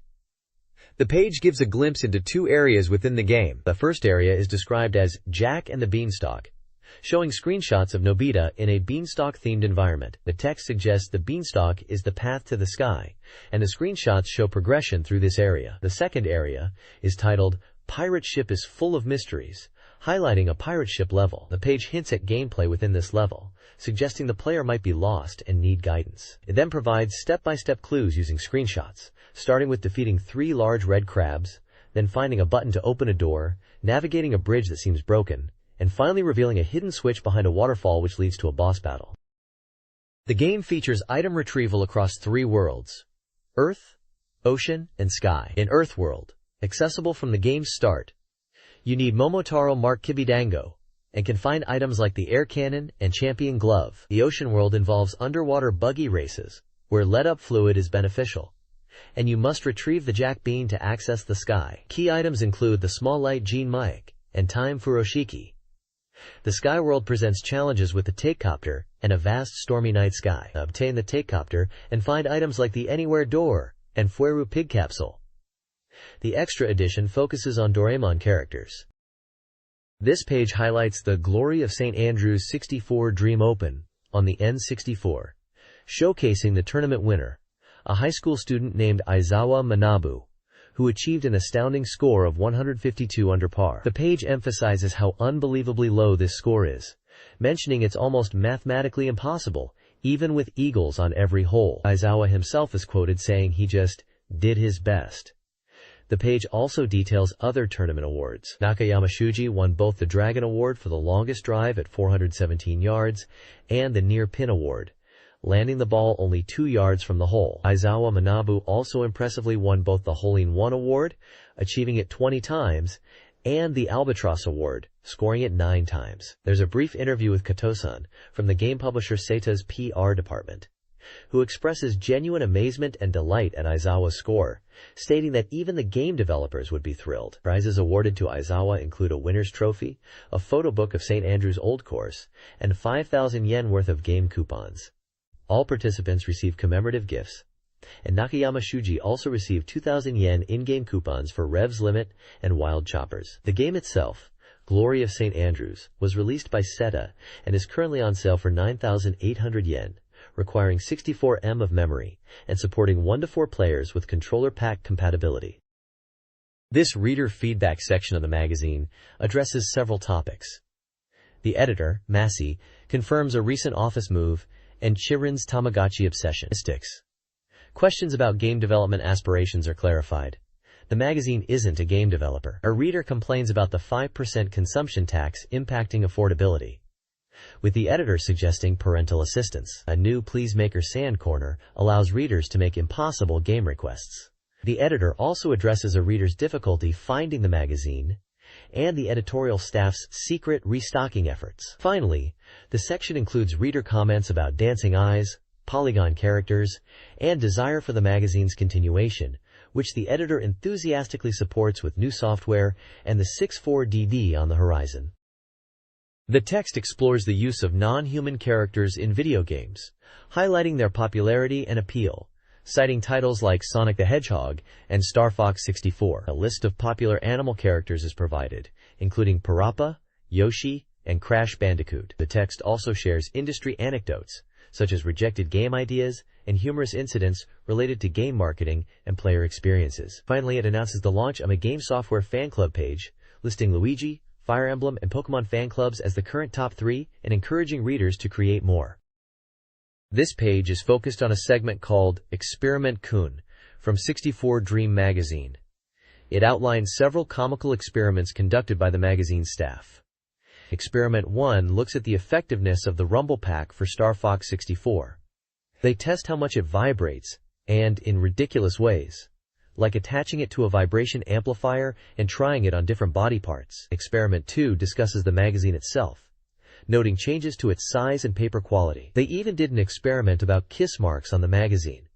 Although it sounds unsuccessful, there's a section listing failed experiments they had planned, including ideas like next-generation machine curling and Pokemon capture, which were canceled or postponed due to various reasons like complaints or budget issues. Experiment Kun's chat story tells a funny story about one of the staff with an extreme hairstyle getting questioned by the police. It also mentions Carrie and David, 2 skilled gamers, and asks how long people can concentrate on games. Finally, it encourages readers to participate by sending in their own experiment ideas and reports to become Experiment Kun. Reader submissions are mentioned from people in Nara and Kawagoe. This page introduces Fukumochi's Here, Rock-On Detective Agency, and its first investigation. Pursue the path to becoming a game editor. Fukumochi and her assistant Yamagata are featured. The investigation focuses on 2 individuals, Kikubu and Masishi, who are presented as examples of game editors.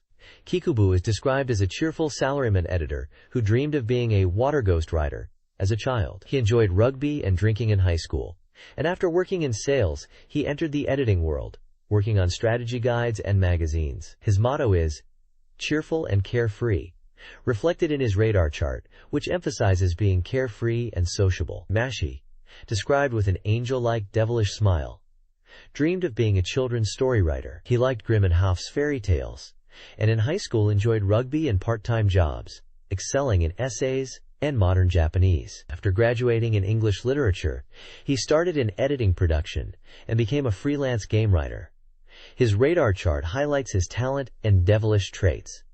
Fukumochi and Yamagata discuss these 2 editors, concluding that they are examples of salaryman editors from major publishing houses, and that becoming a game editor requires one to polish your senses as a game mania. The page ends with a call for readers to suggest investigation topics for the agency related to the game industry.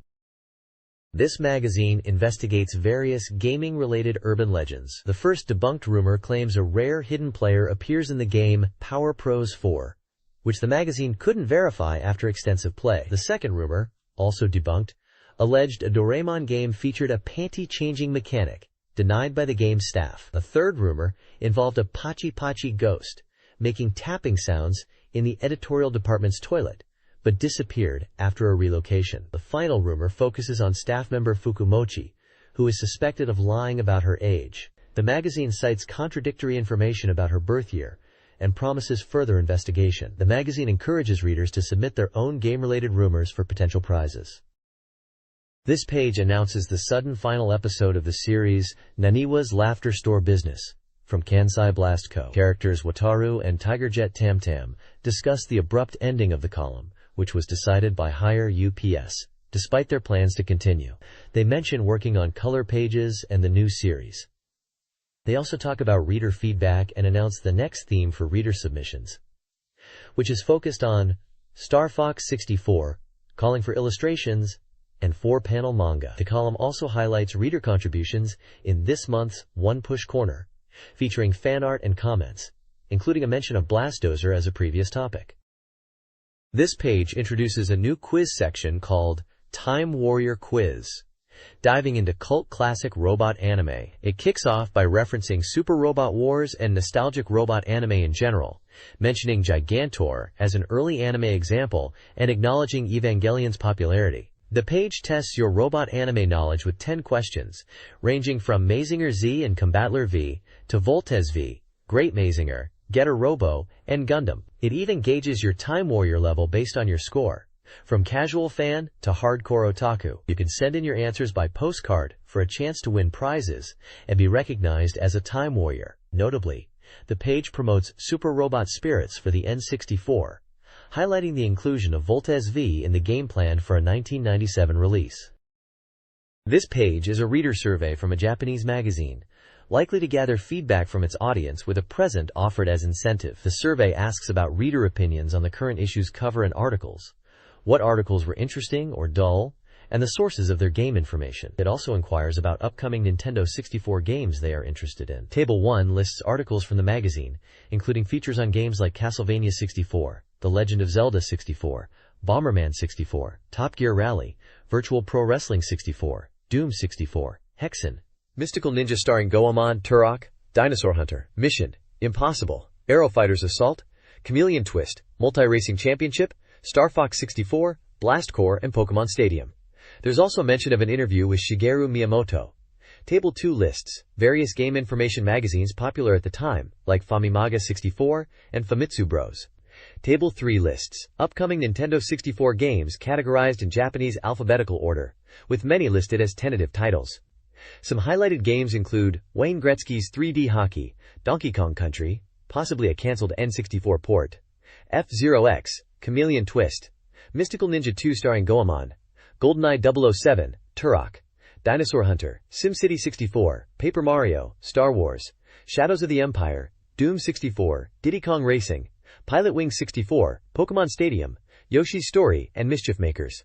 It also includes Japan-exclusive titles like J-League Soccer, 11-Beat 1997, Mahjong games, and sumo games. The page also features a reader comment section called Anne and Kate's Point of View at the bottom. This page is introducing the 64DD, Nintendo's new expansion unit for the Nintendo 64, in June 1997. It highlights the 64DD as a groundbreaking concept that will change games, and describes it as an amazing expansion unit. The 64Dream editorial team has had early access to the 64DD and is eager to share information about it. It mentions that HAL Laboratory President Satoru Iwata is discussing the potential of the 64DD. The page claims that reading this article will allow readers to understand the greatness of the Nintendo 64. This page is an introduction to the 64DD, Nintendo 64 disk drive. It's titled, What's 64DD? And the text explains what the 64DD is, stating that it's the true form of the 64DD, a Nintendo 64 disk drive system expansion unit, often called Rokuyan-DD in Japanese. It mentions that connecting the 64DD to the Nintendo 64 console allows you to play 64DD disk software and encourages readers to read the special feature to understand everything. There's a section detailing the 64DD's specifications, including its size, weight, data transfer rate, which is stated to be equivalent to 5.4 times faster than a standard CD-ROM, and other technical details. It also describes how to use the 64DD, explaining that once set up, you insert discs in the same way you insert cartridges, and the system automatically reads the game data. To eject a disc, you simply press the eject button. The page highlights that using the 64DD is surprisingly easy and fun, and considers the combination of the Nintendo 64 cartridge and 64DD disc. The page includes images showing the 64DD unit connected to the bottom of a Nintendo 64 console, emphasizing its physical connection and how discs are inserted and ejected. This Q&A section provides information on the 64DD, a disk drive for the Nintendo 64. The 64DD uses a larger floppy disk-like cartridge with a 64 megabytes capacity. The device is expected to cost around 12,800 yen with the expansion memory. The targeted price for the 64DD unit and software is under 35,000 yen. The 64DD's release was anticipated shortly before Christmas, with December 12th being a likely launch date, though the 19th was also considered. The article also speculates on the possibility of communication features, modem, noting the absence of visible ports but hinting at potential expansion capabilities. Images of the 64DD unit are included. This page is a 64DD setup guide, starting with the question of when to remove the Do Not Remove seal from the N64, which is only after you get the 64DD. It then walks through the setup steps in a simple manner. First, you open the lid of the N64 cartridge slot. Next, you need to remove the jumper pack from the N64 using the included tool, applying leverage to pull it out. This tool is specifically for removing the Terminator pack. After that, remove the seal from the bottom of the N64 console. Then, place the Nintendo 64 on top of the 64DD unit. It's just placed on top for docking. Turn the combined unit over and secure the N64 and 64DD by tightening 2 screws on the back of the 64DD. Finally, connect the AC adapter as you normally would for both systems. With these steps complete, the Nintendo 64 and 64DD system is ready to play games by inserting a disc. This is described as the complete form of the system as of spring 1997. This page is an interview with HAL Laboratory President Satoru Iwata discussing the potential of the 64DD. The main topic is why 64DD now, and explores the allure of the 64DD beyond CD-ROM. Iwata mentions that while CD-ROM was becoming mainstream, the 64DD was chosen by Nintendo because of its interactive capabilities and faster access speed. He emphasizes that in games, response time is crucial, and 64DD excels at this. He gives an example that pressing a button and seeing the character react immediately is very important for game immersion. The page also features a comparison table of game media types: 64DD, CD-ROM, and ROM cartridges. It compares them on aspects like write capability, access speed, capacity, and price. According to the table, 64DD is capable of writing data, has very fast access speed, a large capacity of 64 megabytes per disk, and is described as inexpensive. CD-ROM is not writable, has slow access speed, a larger capacity of 600 megabytes per disk, and is cheap. ROM cartridges are slightly writable, have ultra-fast access speed, limited capacity, and are expensive. The interview emphasizes that 64DD's access speed is 5.4 times faster than CD-ROM, which is a significant advantage for interactive gaming experiences. Iwata concludes that the mechanical structure of the 64DD is inherently faster, making it ideal for creating responsive gameplay. This page is an introductory guide to the 64DD, presented in a question-and-answer format. It addresses the question of whether the 64DD will truly change games, confidently stating that it will bring a qualitative change and a new gaming experience beyond existing Nintendo 64 cartridges. Specifically mentioning Mother 3, it explains how the 64DD's rewritable nature will allow for RPGs where player actions can permanently alter the game world, using the example of planting trees in Mother 3 to customize the environment. The article clarifies that 64DD stands for 64 disk drive, and the game media is called Nintendo 64DD disc. To play 64DD games, both the Nintendo 64 console and the 64DD add-on are required. The 64DD discs are anticipated to be more affordable than standard game cartridges, and are expected to have faster loading times compared to CD-ROMs, potentially even approaching the quick loading of cartridges. The page includes a quote from Mr. Iwata,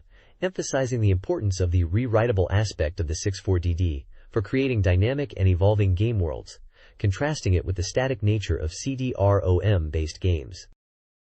The 64DD, an add-on for the Nintendo 64, features a real-time clock function, codenamed Cabbage, planned for use in Mother 3. This allows the in-game world to progress even when the console is off, impacting gameplay with events like plant growth or character appearances based on elapsed time. This aims to add a dynamic element to RPGs. The document also clarifies that the 64DD eliminates the need for the Terminator pack, but allows its retention for sentimental purposes. While the 64DD supports CD quality audio, cartridge games already offer high-quality sound. The system's discs boast 64 megabytes of storage, expandable to 100 megabytes with compression, supporting larger games across multiple discs. The 64DD's performance enables homebrew game creation. It's the discs, not the 64DD hardware itself, that provides storage, with the 64DD incorporating clock and calendar functionality.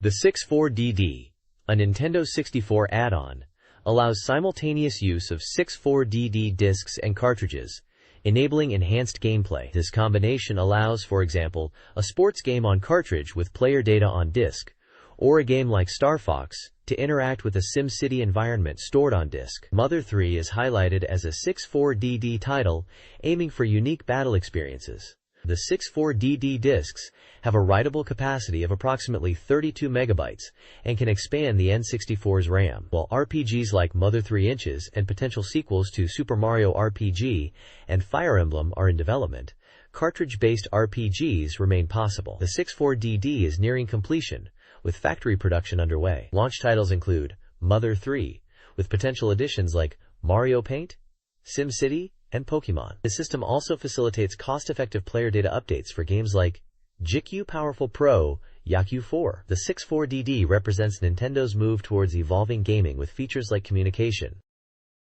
The text explores the 64DD's capabilities, specifically highlighting GA and neural networks through the example game Cabbage. Iwata-san explains genetic algorithms, GA, in Cabbage as simulating evolution to generate unpredictable game elements, making bug checking challenging. Neural networks are used to create unpredictable movements, potentially also in Mother 3. Cabbage, a breeding game, emphasizes its complex and varied creature development. The page also features HAL Laboratory, known for Kirby's Dream Land, and lists their past works. Future plans include Mother 3, Cabbage, and SimCity 64, all for the N64, with Cabbage being a working title. The 64DD's writable media is presented as revolutionary, poised to enable groundbreaking games and a qualitative change in game development, promising engaging experiences.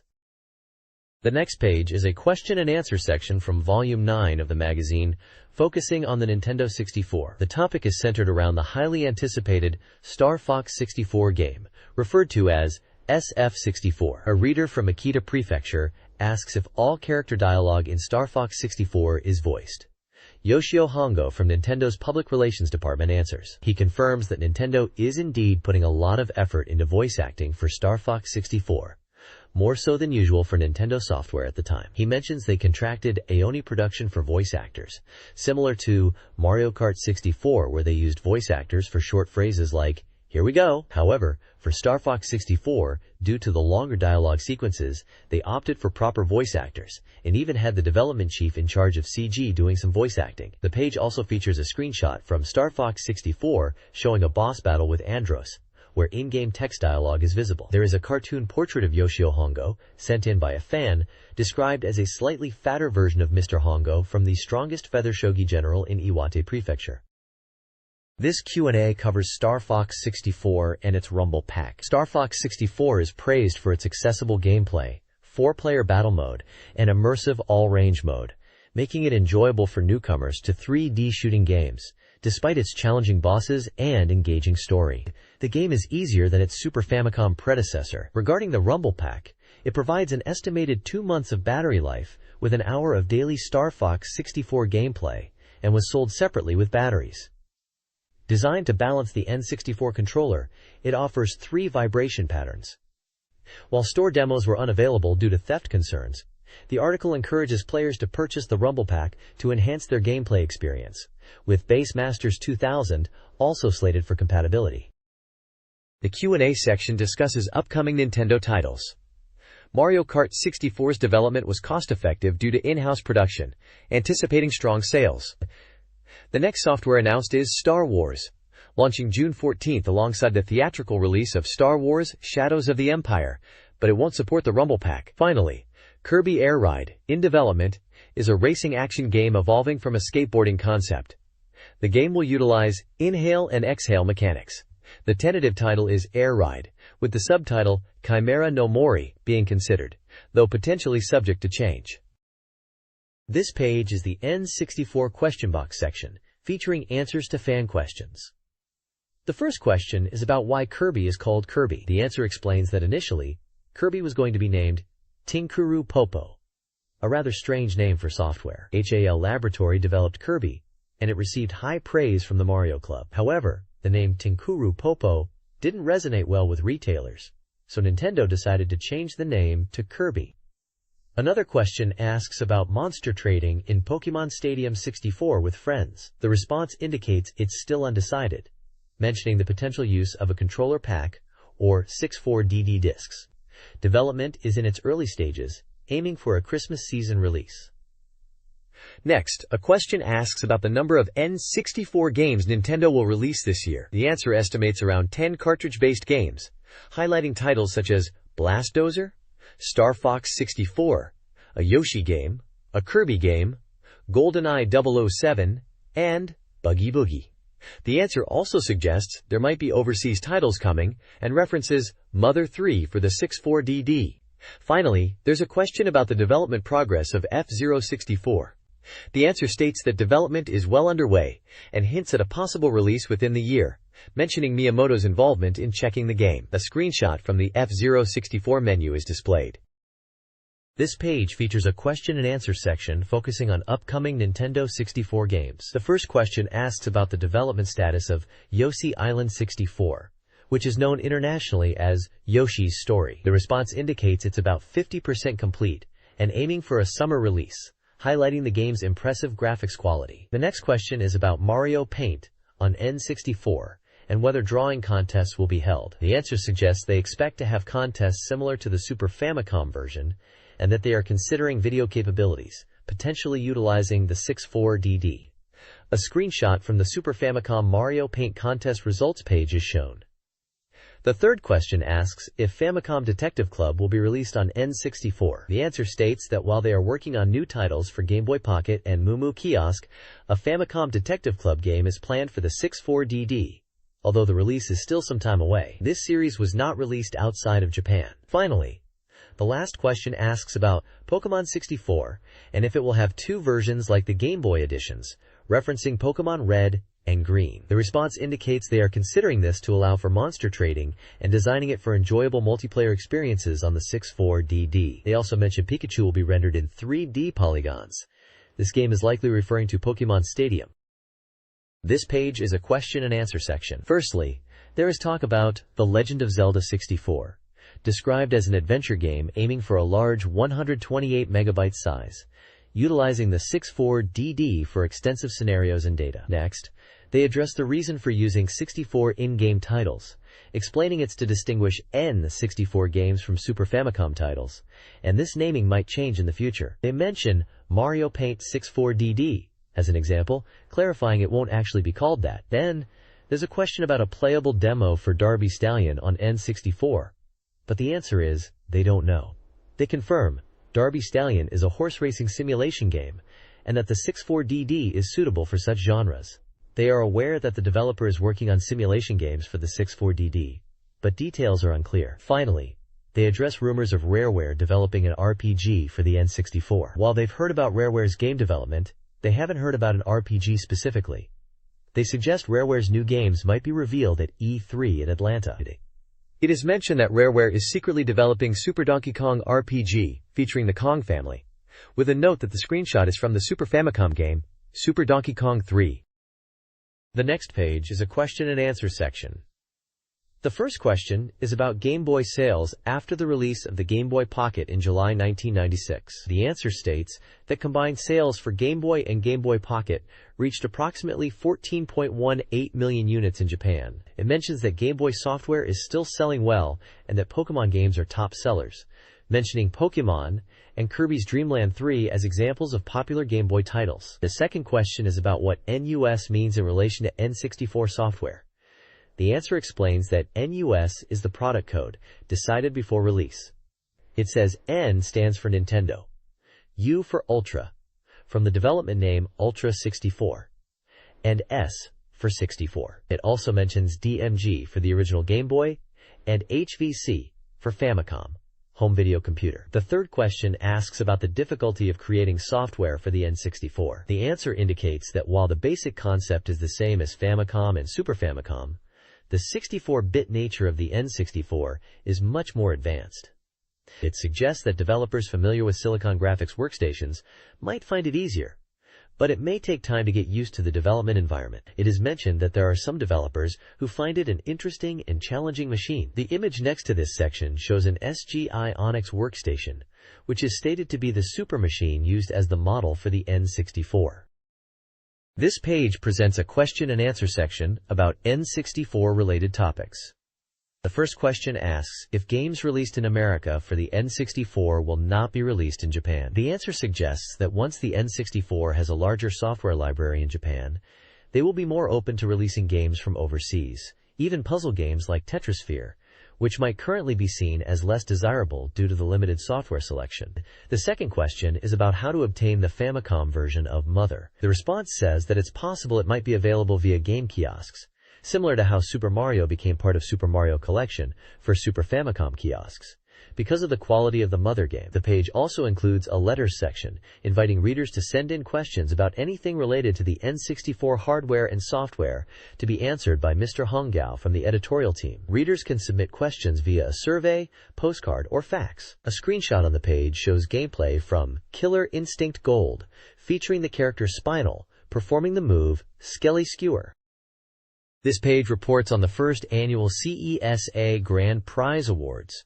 The grand prize itself went to Sega's Sakura Wars on the Saturn. However, for the N64, Super Mario 64 won the Action Game Genre Award, and Mario Kart 64 won the Driving Game Genre Award. Additionally, Pocket Monsters, which is Pokemon in English, was awarded a special new concept prize and noted as being highly anticipated for release on the N64, though at the time it was likely referring to the Game Boy versions. The page also lists various other award categories and winners across different platforms like PlayStation and Sega Saturn, including games like Resident Evil, Biohazard, Nights into Dreams, Parappa the Rapper, Tekken 2, Virtua Cop 2, and Dragon Quest II-I. Screenshots of Super Mario 64 and Mario Kart 64 are shown alongside the award listings. Namco's N64 plans are unclear, with no updates on announced sports and RPG games, possibly due to parent company pressure, PlayStation development demands, or plans for 64DD releases. 3DO is developing N64 software, including Battlesport, due to the system's capabilities and their experience with the M2 chip. Square owner Masashi Miyamoto now controls 79.55% of T&E Soft, which will receive capital for software development. IDSA chairman Douglas Lowenstein reports over 20 American companies are developing N64 software. He notes strong N64 sales in America, particularly during Christmas due to price drops, and highlights the growing adult demographic playing console games. Nintendo is perceived as a technologically advanced company, providing high-quality software in America. This page is about various news and announcements. Firstly, it covers the decision on the main cast for the movie adaptation of Tokimeki Memorial. The lead role of Shiori Fujisaki went to 14-year-old actress Megumi Ogura, chosen from over 13,000 applicants. Other cast members are also listed. Next, there's an article about obtaining a gold controller through a Mario Kart 64 time trial campaign. The editorial department managed to get one, and they were excited about the golden box it came in, although it turned out to be a plain cardboard box in the end.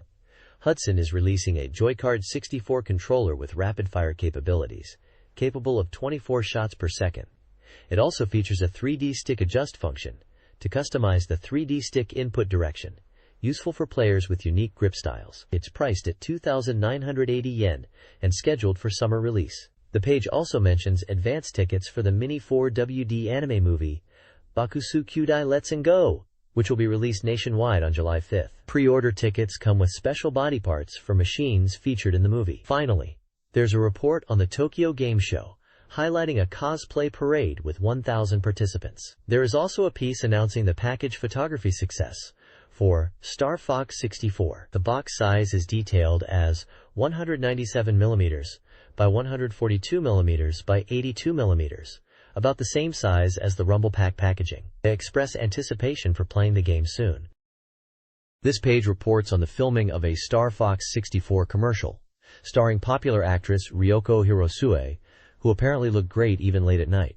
It mentions yellow N64 controllers are currently very popular, and this commercial might further boost their sales. There's a speech bubble saying, "Ah, I want to be a controller." The page includes a Star Fox manga strip with Fox and Falco, and a character that looks like Slippy Toad in the water. In a section called Monthly Interesting Numbers, the topic is the number of N64 consoles active at the Tokyo Game Show.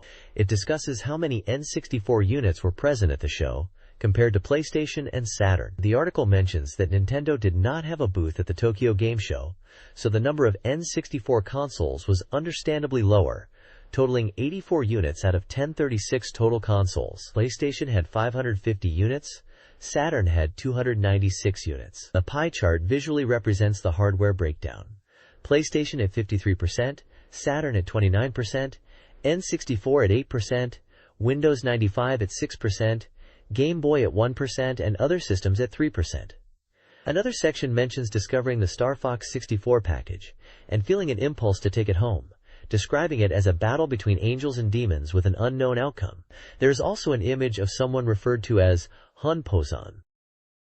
This page is an interview with Shigeru Miyamoto, discussing his thoughts on game development. He talks about his focus on surprising and exciting players, drawing inspiration from childhood experiences. When asked about the pressure of releasing Super Mario 64, Miyamoto states that there wasn't much pressure during development because of the excitement around the new Nintendo 64 hardware. He mentions that the real pressure was more about the expectation of continually creating new games in established series. Regarding whether he plays games himself, Miyamoto admits he doesn't play games very often, but he thoroughly playtests his own creations. He recalls being impressed by Space Invaders when it was released, as he was working in product planning at Nintendo at the time, and felt inspired by the idea of video games. He also touches upon the popularity of Tamagotchi, and the challenge of competing with such trends in the video game industry. Finally, he briefly mentions preferring train travel in busy cities, and refers to Mr. Okamoto from Capcom in relation to this. At the 1997 Tokyo Game Show, Shigeru Miyamoto discussed Star Fox 64's development, highlighting its interactive movie style and the use of the 3D stick and rumble feature. He touched upon the lack of console unification, playfully noting the hardware competition. Miyamoto expressed his desire to create games unconstrained by hardware limitations and television screen formats, drawing inspiration from manga. The interview confirmed that Zelda for N64 was progressing well, prioritizing player freedom and exploration, with a 64DD version planned. Kazutoshi Ida discussed 64DD game development, focusing on time, space, and backup, with development starting in April and targeting a future release. The page included images of the panel featuring prominent developers like Miyamoto, Nakamura, Suzuki, and Okamoto. This page is from a magazine covering the Tokyo Game Show Special Part 2, and features an exclusive interview with Shigeru Miyamoto. The interview is centered around the highly anticipated Legend of Zelda 64, which was to be a large-capacity cartridge game. Miyamoto states they are fully focused on Zelda 64, essentially restarting development to ensure its quality. He confirms the game will utilize a 128-megabyte cartridge, possibly even larger, and that the system development is around 5,060% complete. Despite some seeing the 0123 rupees on screen as a sign of delay, Miyamoto laughs it off, explaining it's just placeholder data. He suggests an autumn release might be challenging, and they are hesitant to announce a date until they are sure it's fun and polished. Full-scale playtesting will begin in the summer. He also believes Yoshi's Story will likely be released before Zelda 64. The interview also touches upon Nintendo's strategy for the 64DD. Miyamoto envisions it not for massive blockbuster games like Mother 3, but more for software that utilizes the rewritable disk capabilities, citing Mario Paint as an example. He suggests the 64DD could enhance cartridge games like Zelda 64 by offering features like expanded save game backup. He also hinted at Nintendo working on more than just a few new titles, with an innovative concept of a core software and accompanying software releases, details of which are to be announced later. In an interview, Shigeru Miyamoto discussed Nintendo's plans for the Nintendo 64 and the 64DD. He outlined the product group structure concept, with SimCity 64 as a core title, potentially integrating various games and a game kiosk for players to experience and purchase content. Nintendo aimed to involve third-party developers. Over 15 N64 titles were in development, including F-Zero 64, Mario Kart 64, and Star Fox 64. Games in the Pokémon and Mother series were also being produced. Miyamoto was personally involved with titles like The Legend of Zelda, Yoshi's Story, Mario RPG, envisioned as a 64DD RPG, and others. The 64DD, despite rumors, was planned as large-capacity writable media, not primarily a modem. They were also working on a game that would allow raising creatures, possible due to the 64DD's capabilities. Nintendo planned to narrow down about 30 projects to focus on roughly 5 core titles. This page is about the Mahjong 64 for the Nintendo 64. This title is presented as a successor to the Super Famicom, the Mahjong Tower Battle game, promising enhanced strategic gameplay. Scheduled for release in June at an estimated price of 9,800 yen, it's a single-player table game compatible with the controller pack. The game features a story mode centered around high stakes, where players aim to accumulate 10 million yen, requiring not just Mahjong skill, but also strategic money management. It uniquely combines both standard 4-player and a simplified 2-player Mahjong mode in one package, appealing to both beginners and experienced players. A key feature highlighted is the hitting memory system, which involves 16 main characters. The game records the player's playing style and uses this data to create AI opponents that adapt to the player's habits, providing a personalized and challenging experience. Screenshots depict in-game Mahjong action and a character selection screen showcasing diverse characters with different backgrounds. The game aims to offer an authentic Mahjong experience with varied gameplay modes and evolving AI opponents.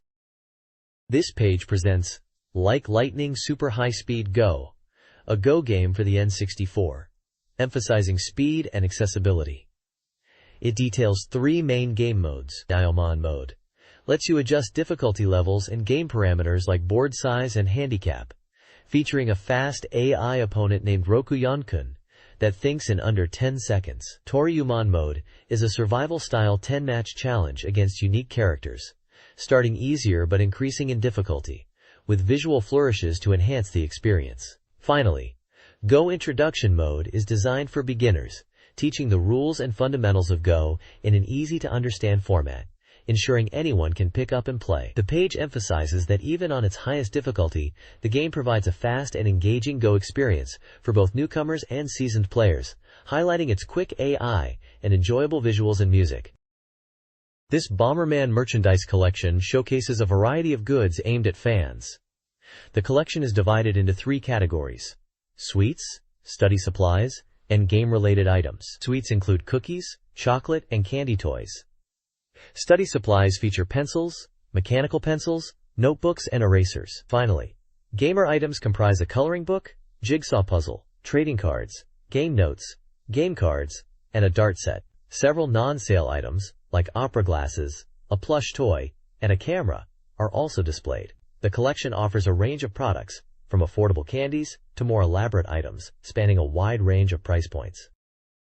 This page showcases popular Beat'em custom parts to power them up further. It presents a variety of Beat'em toys, each with a number, name, and price, and a short description of its features. For example, number 16 is a white Bomberman, and number 17 is a black Bomberman. There are also more complex Beat'em like Golden Bomberman, Orange Bomberman, and Green Bomberman. Further down are even more elaborate designs, such as Land Loader Mole Bomber Loader and Wind Loader Unicorn Bomber Loader. The page also advertises Bomberman-themed study goods, such as a lighting desk, a desk mat, and storage drawers, suggesting Bomberman can help with studying. Finally, contact information is provided for purchasing these goods.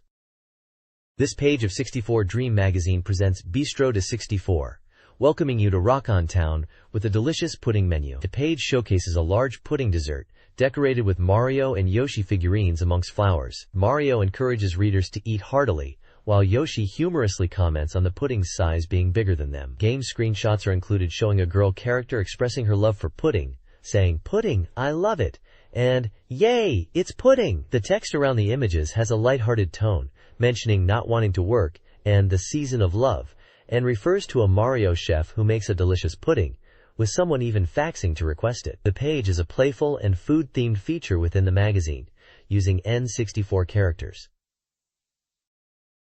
The next page features a pudding recipe, titled, "Pudding can be made with this." Diameter 18 centimeters cake tin. Yes. It lists ingredients like milk, vanilla essence, sugar, eggs, and water, and includes caramel syrup. The recipe is broken down into 8 steps with cute titles like 1. Vanilla's nice smell. 2. Mixing is my forte. 3. Anyway, mix it. 4. No cheating. 5. Making caramel is a snap. 6. Set. Instant steaming pot, that's it. 7. Last is the move to a plate. And 8. So yummy pudding party. There are sections called Mario Chef's Words and Josette's Words at the bottom, offering additional comments. Mario Chef suggests topping it with whipped cream for better taste and appearance, and mentions baking time at 180 degrees for 35 minutes in an oven. Josette gives a cute message about wanting to eat it and have it delivered. It seems to be a fun, themed recipe page within the magazine, using gaming characters for a lighthearted approach. This page highlights the news that Jurassic Park 2 is coming to the N64. It mentions the price drop of the N64 console in Japan and the US to $149.95, with over 3.3 million units sold.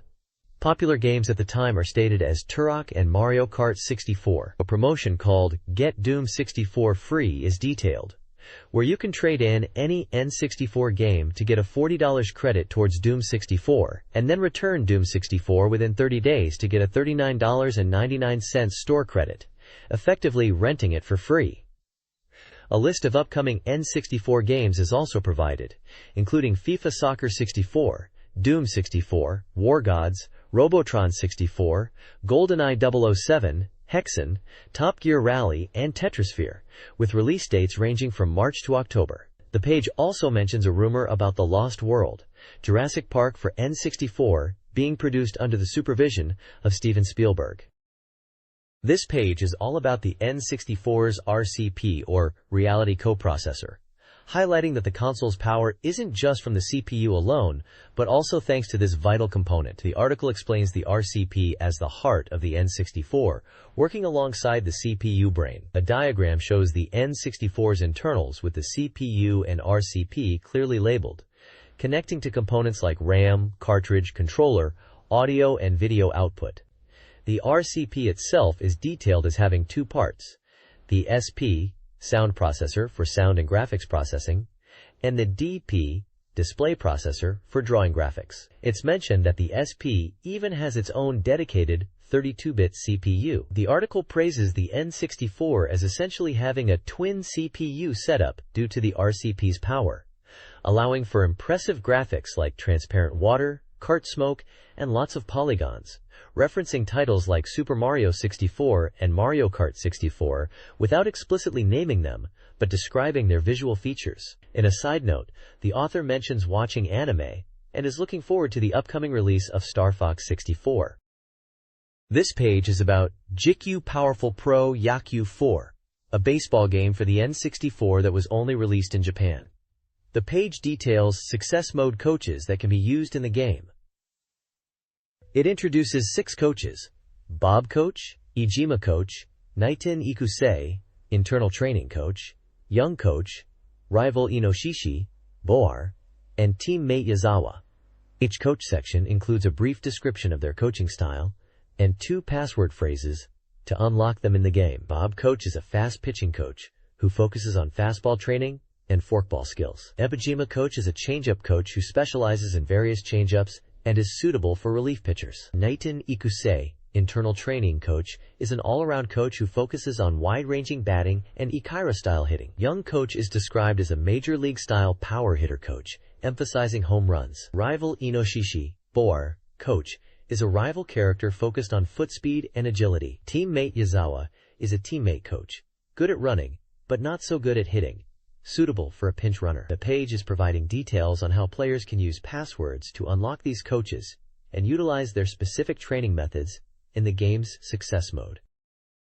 This article reveals hidden tricks for 2 games. In GameCube Powerful Pro Yaku 4, players can unlock legendary OB players like Yamada, O, and Noya in success mode by inputting specific team data and player names. While fun, success isn't guaranteed. The second trick is for Super Mario 64, detailing a dangerous glitch, Mega 10 Mario Shi, where manipulating the game cartridge causes Mario to glitch into a bizarre pose. This technique, only for experienced players, involves removing and wiggling the cartridge while the game is running to trigger the glitch. The article strongly warns against attempting this, particularly for children, due to potential hazards. A disclaimer emphasizes the forbidden nature of the technique and absolves the magazine of responsibility. This page is all about Dream Tech tips for 2 games.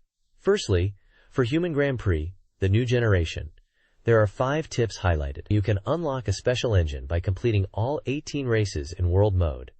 Expert Mode is emphasized as being easy to win. You can adjust the number of laps in Battle Mode races. There's a tip about making machines more visible on the contract screen.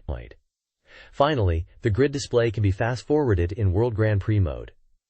Secondly, for GameCube Powerful Pro Yaku 4, there are 2 tips. You can view player data for all 12 teams by inputting a specific command, often called the Konami command, while on the Made Player Data screen in Success Mode. Also, you can freely change your jersey number in Success Mode by pressing the R button when prompted with, "Is this okay?" This page features gameplay tips and tricks for a few Nintendo 64 games. First up is Blast Dozer. One tip reveals a hidden Ushi character in Ember Country. Apparently, if you find a small red-roofed house by the roadside and hit it, the Ushi character will pop out. Another Blast Dozer section explains how to achieve a rocket start, noting it's more challenging than in Mario Kart 64. The trick is to press the accelerator the instant the red light turns blue at the start of the race, suggesting players should also listen to the sound cues for precise timing. Next, we have Human Grand Prix, the new generation. This section details how to unlock the 92 McLaren team. To do this, you need to start the game with a controller pack inserted, play World Grand Prix mode, and win the championship. After the ending and resetting, at the title screen, press the start button and wait for a 4 seconds please wait message. Then, during the loading screen, hold A and B buttons. Following these steps will unlock the 96 McLaren M6 TYPE car in the driver select menu. Finally, there's Hyperspace Niter Pro Yaku King with a guide to easily win in pennant mode. The strategy involves taking a 1-point lead in a pennant mode game and then using the start button menu to select quit game. By choosing yes, you can return to the menu while keeping the 1-point lead, seemingly exploiting a system to ensure victory. The DryTech Palace page offers gameplay tips and tricks for several games. For GameCube Powerful Pro Yaku 4, it reveals secrets like the ZZZ cursor trick in Success Mode, random stadium selection in Versus Mode via the Start button, and an odd dog evaluation increase by choosing Wash the Dog with specific coaches. Blast Dozer, Blast Core, tips include a special move-building destruction technique using the trailer from an elevated position, train surfing on Ebony Coast, triggering a stage end by entering the sea with a J-bomb, noticing relaxing robot poses, and skipping the underwater buggy demo using a button combination. This page is packed with Nintendo 64 game tips and tricks. Starting with Mario Kart 64, there are 3 strategies detailed. The first one, titled Ice Underneath Bubbling, describes a shortcut in Sherbetland using the R button to jump near a pillar on the right side of the cave. The second Mario Kart 64 tip, Togezo's Frying Pan, is about using spiny shells strategically in VS mode between 24 players. The last Mario Kart 64 tip explains how to break the 100 km/h speed limit in the game by using a star and mini turbo at 150 cc. Moving on, there is a section for GameCube Powerful Pro Yaku 4, which is about a bug related to password entry, where entering Ma 5 times or more causes a glitch until reset, calling it the meaningless technique. Number 1. For Doraemon, Nobita and the 3 Fairy Stones. There's a trick where if you turn on the console without a controller plugged in, Doraemon will get angry and say, "It's no good!" Lastly, There's an apology and correction from the 64Dream editorial department about a mistake in the previous issue. There is also a call for readers to submit their own game techniques for a chance to win prizes, with details on how to send in submissions by postcard or fax. The page also includes instructions on how to write a submission postcard. Several RPGs are planned for the N64. Mahu Seiki Eltil by Imagineer, a medieval fantasy RPG, is set for summer 1997. Nintendo's Mother 3 Chimera no Mori, with potential 64DD features, and Super Mario RPG 2 inches are also in development. Zelda no Densetsu 64 is targeted for autumn-winter 1997 cartridge and 1998 64DD, showcasing increased cartridge capacity and 3D graphics. Pocket Monsters 64, also with 64DD compatibility, promises unique Pokemon raising experiences. Several action games are in development. Climber is a climbing game. Creator is a game where the player becomes a creator, and Buggy Boogie is a racing action game with vehicle customization. Finally, Ultra Donkey Kong, developed by Rare, is slated for 1998. All action games have undecided release dates. Several N64 action games are coming soon. Yoshi's Island 64, a 2.5D title, and Kirby's Air Ride are both expected in summer 97 from Nintendo. GameBank will release Hexen, a fantasy 3D action game with multiplayer, and Doom 64, a 3D conversion of the classic. Enix's Yuki Yuke Troublemakers arrives May 30, 1997, and Konami offers Ganbare Goemon and the 3D Castlevania 64. Banpresto's Super Robot Spirits is a robot fighting game, while Imagineer develops the mysterious 3D fighting game. Hudson's Dual Heroes, with computer-controlled characters, is also planned for 1997. This page showcases a selection of upcoming N64 games. Starting with Bomberman 64, an action title from Hudson set for summer 97, it promises to bring the classic series into 3D polygons. Hudson is also developing Kindaichi Case Files, an adventure game based on the popular manga, though the release date is unconfirmed. Mission Impossible, an action game by Bakken Software also planned for summer 97, is highlighted for its detailed graphics and described as a spy great battle. Nintendo's Jungle Emperor, an adventure game slated for spring 98, is in production in Tokyo and features Leo, the lion, ready for action. Japan System Supply has two action titles previewed for November 97. Chameleon Twist, featuring a chameleon protagonist using its tongue in combat, and Cabal Battle 2000, a bizarre racing game where you ride on living creatures. Culture Brain is bringing their fighting series, Flying Dragon's Fist Twin, to the N64 within 97, offering both realistic and SD character styles in 3D. Simulation games are also featured. Imagineer is working on SimCity 2000 for the N64, part of the renowned city building series. Nintendo is developing SimCity 64 for the 64DD, emphasizing its ability to integrate various game elements and showcasing it as a next-generation simulation experience. Lastly, Tommy is creating Superdimensional Fortress Macross, Another Dimension, a flight simulation game based on the anime Macross, known as Robotech internationally, with 3 types of Valkyrie mecha available.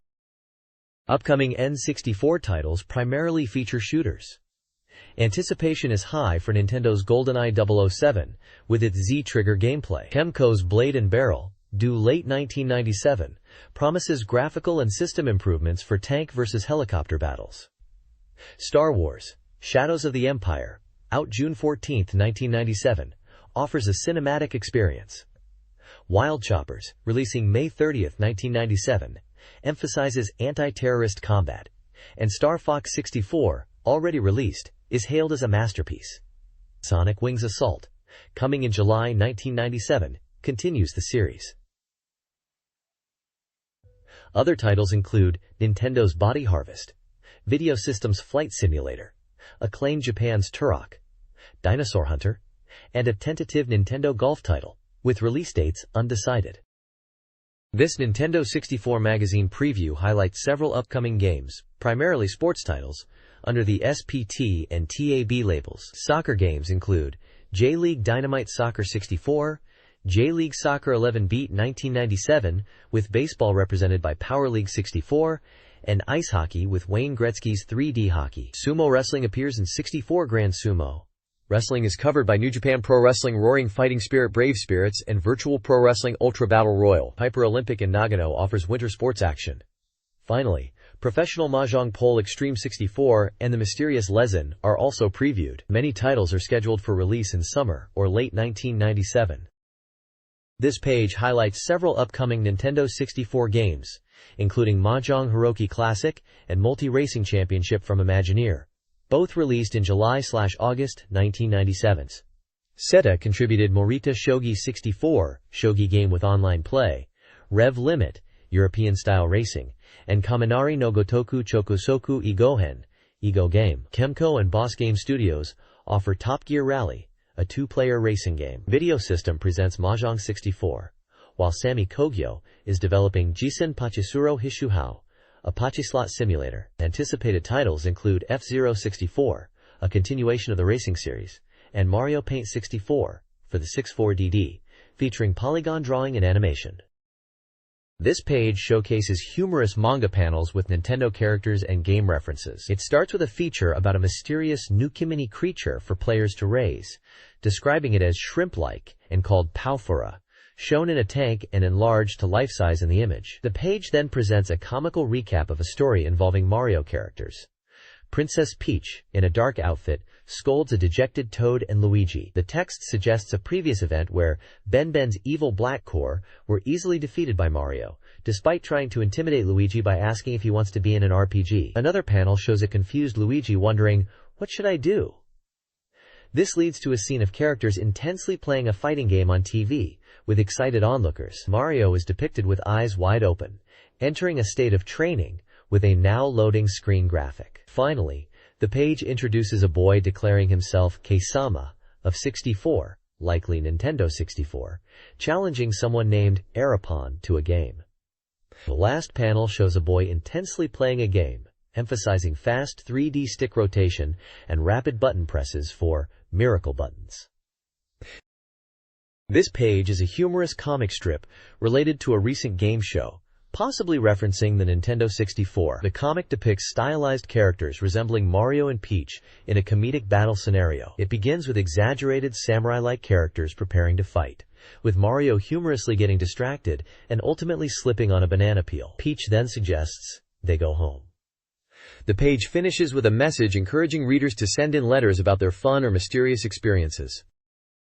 The Mario Parent Squad advice section is revamped, encouraging reader submissions of questions and colorful illustrations, especially from new artists. They offer color advice, emphasizing printability. Illustration Hall of Fame showcases fan art, including a detailed Fox McCloud from Star Fox 64, and a fantasy character possibly from an RPG, with hints at Final Fantasy V-2 potentially coming to the Nintendo 64.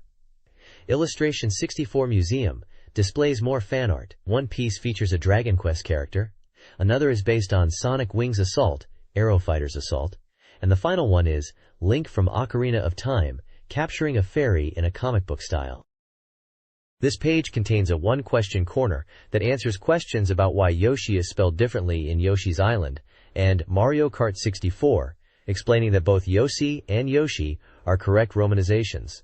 There's an Illustrator fan letters section with artwork featuring Yoshi and Captain Syrup, drawn by fans. The Illustrator's nest building section displays fan-submitted illustrations with themes from various games, including Star Fox 64, where Fox is shown standing next to his R-Wing, Pokémon with Pikachu and other Pokémon characters, and Goemon in 3D Goemon Impact style. The Pickup Corner showcases fan art of Fox McCloud from Star Fox 64.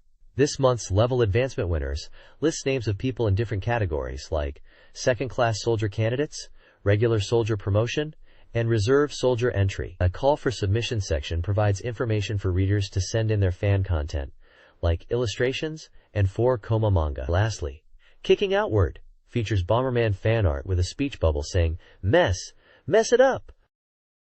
This page is an advertisement for the N64 game, Turok, Dinosaur Hunter. The page features a large image of a dinosaur and a furry monster, showcasing the game's prehistoric and dangerous atmosphere. Several screenshots display first-person gameplay, showing various environments, weapons, and enemies, including what appears to be a boss battle. The text emphasizes the game's 360-degree field of view in a vast 3D world, highlighting the realistic shooting experience with diverse modern weapons, destructive effects, and high-quality sound. It also mentions the unique AI of the monsters, advanced CG modeling, and detailed animations for realistic battles. The advertisement promotes an interactive shooting experience, where players will have their justice tested in a world where ancient times and the future collide, and humanity is threatened by a god of destruction. This page is an advertisement for the Nintendo 64 game Turok: Dinosaur Hunter. It highlights the Japanese title and features a striking image of the game's protagonist and a dinosaur enemy, framed within a crosshair scope. The ad also includes the Japanese release date of May 30th, the Nintendo 64 logo, the price of 7,800 yen, and the Acclaim Company logo. A smaller image of the Japanese box art is also shown. The next page showcases an advertisement for Animal Short Story 2, an educational CD-ROM. This product features animal documentaries from the BBC and NHK aimed at children, with immersive sound and visuals and easy-to-understand narration. It is marketed as a popular series and includes a booklet and CD-ROM, available for Windows and Macintosh at 3,800 yen. It is also highlighted as being recommended by the Japan Zoological Society. The next page is an advertisement for Pepperon Village 4 Seasons, a CD-ROM created by world-renowned picture book artist Mitsumasa Anno. It's described as a multimedia work set in a village called Pepperon, designed to be enjoyed by people of all ages. The CD-ROM is compatible with Windows and Macintosh systems and is highlighted as a prize-winning piece from the World CD-ROM contest. The advert also details the artist's background and lists the price as 4,800 yen. A contest is offering 8 prizes for Nintendo 64 enthusiasts. The grand prize is a Nintendo 64 console. Other prizes include 5 Nintendo 64 controllers, 3 copies of Blast Dozier, 3 Doraemon games, 3 J-League Live 64 games, 2 Mahjong Master games, 3 64 racks for game storage, and 3 Turok t-shirt and comic sets. Some of the games are Japan-exclusive titles. This page announces the winners of the 64Dream April issue prize giveaway. Prizes featured include a special Sonic Wings assault panel, a Bomberman camera, and a Mario Kart 64 Perfect Strategy video to help players improve their skills in Mario Kart 64. Other prizes listed are a Pocket Monster jigsaw puzzle, a Siren 4-panel manga, a Nintendo 64 badge, and original 64Dream branded merchandise like key holders, letter sets, and rulers.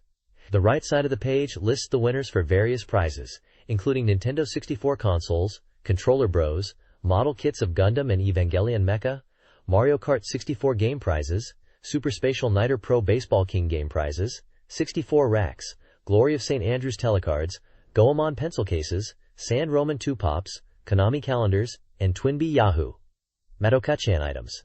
There's also a note mentioning that delivery times may vary for some prizes, and an invitation for readers to share their opinions and requests for the present corner. This page is the contents page of the magazine.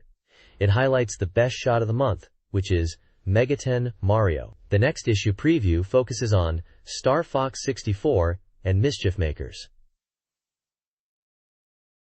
There are sections called Game Dream Believer and Editor's Postscript, which contain reader and editor comments. The page lists a game index featuring titles such as Castlevania 64, Wayne Gretzky's 3D Hockey, Mystical Ninja starring Goemon, Turok, Dinosaur Hunter, Star Fox 64, The Legend of Zelda, Ocarina of Time, Aero Fighters Assault, Doom 64, Top Gear Rally, Bomberman 64, Blast Corps, Hexen, Multi-Racing Championship, Mission Impossible, and Mischief Makers, alongside some Japan-exclusive titles like a Go game, a St. Andrews golf game, and Mahjong games.